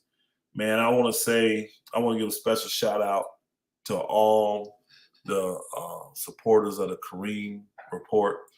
I want to thank each and every one of you that sent out prayers for my brother, keeping him in your thoughts, and those of you that supported him by hitting the like button, and most importantly, sending a cash out to help his family out in their time of need. They lost their cousin, Darius Lee, basketball player down there in Houston Baptist. And so it's just a grieving time for his family right now. So just keep him in your thoughts, you know. Keep him in your thoughts. But for those of you that supported, I really, truly appreciate it. Those of you that wanted to support and just couldn't do it, I appreciate you. You hit that like button, I'm sure. And just being here, hanging out for the 2.5 hours with us, man. Kareem kept telling me, even with all this, he said, Elder, the show got to go on, man. I ain't going to be able to be there. I said, I got it. I'll run it. I can do it, brother. I'll do it. I'll do it. And so I filled in for Kareem tonight. And I think we did pretty good. We had a good conversation, had a lot of good questions. It stayed on Lakers. I know with Kareem, we do a lot more of the N.B.A. talk. I didn't want to do that. I'm a Laker fan. Bump the N.B.A. All I care about is the Lakers winning, all right? And we kind of kept it more Lakers-centric. But again, special shout out to all the family that's in here tonight. All the supporters, man, of the Kareem Report. Kareem, man, we got to know each other pretty good, man. And I like this dude a lot, y'all. I'm serious. I really like him. Y'all see, I sacrifice my time, my energy, my efforts, everything to help this brother out, and he's worthy of it. The brother worked hard for y'all. When he say something, he gonna make sure he do it for y'all.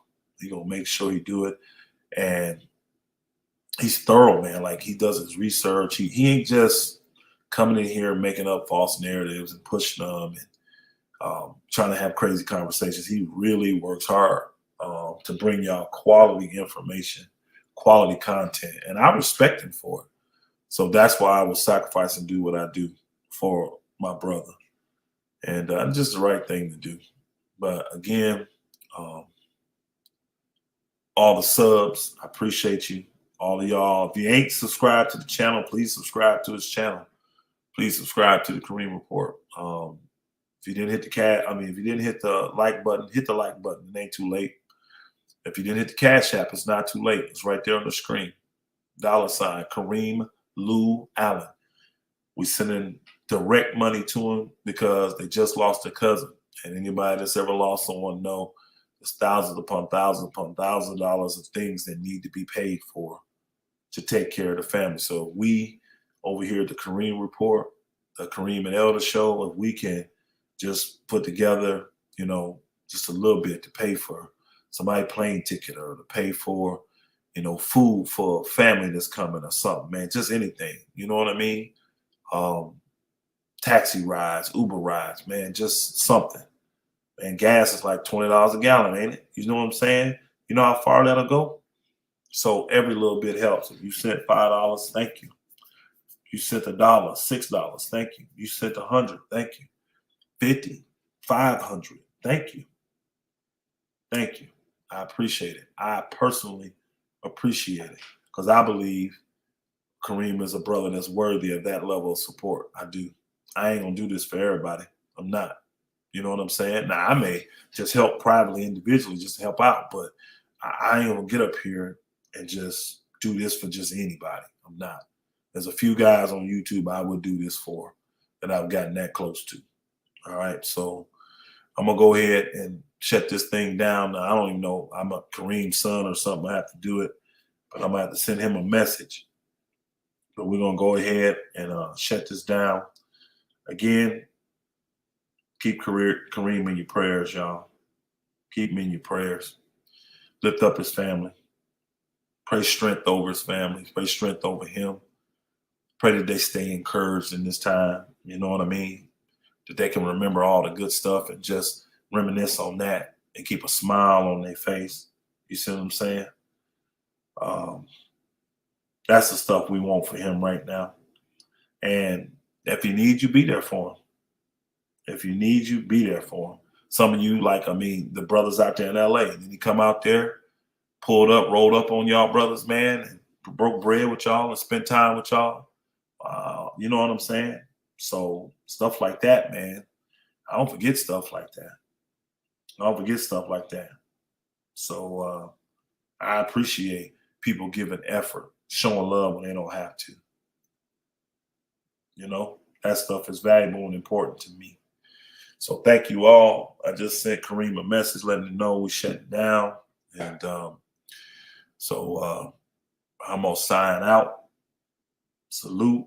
And whenever Kareem is ready, the Kareem and Elder show will be back up.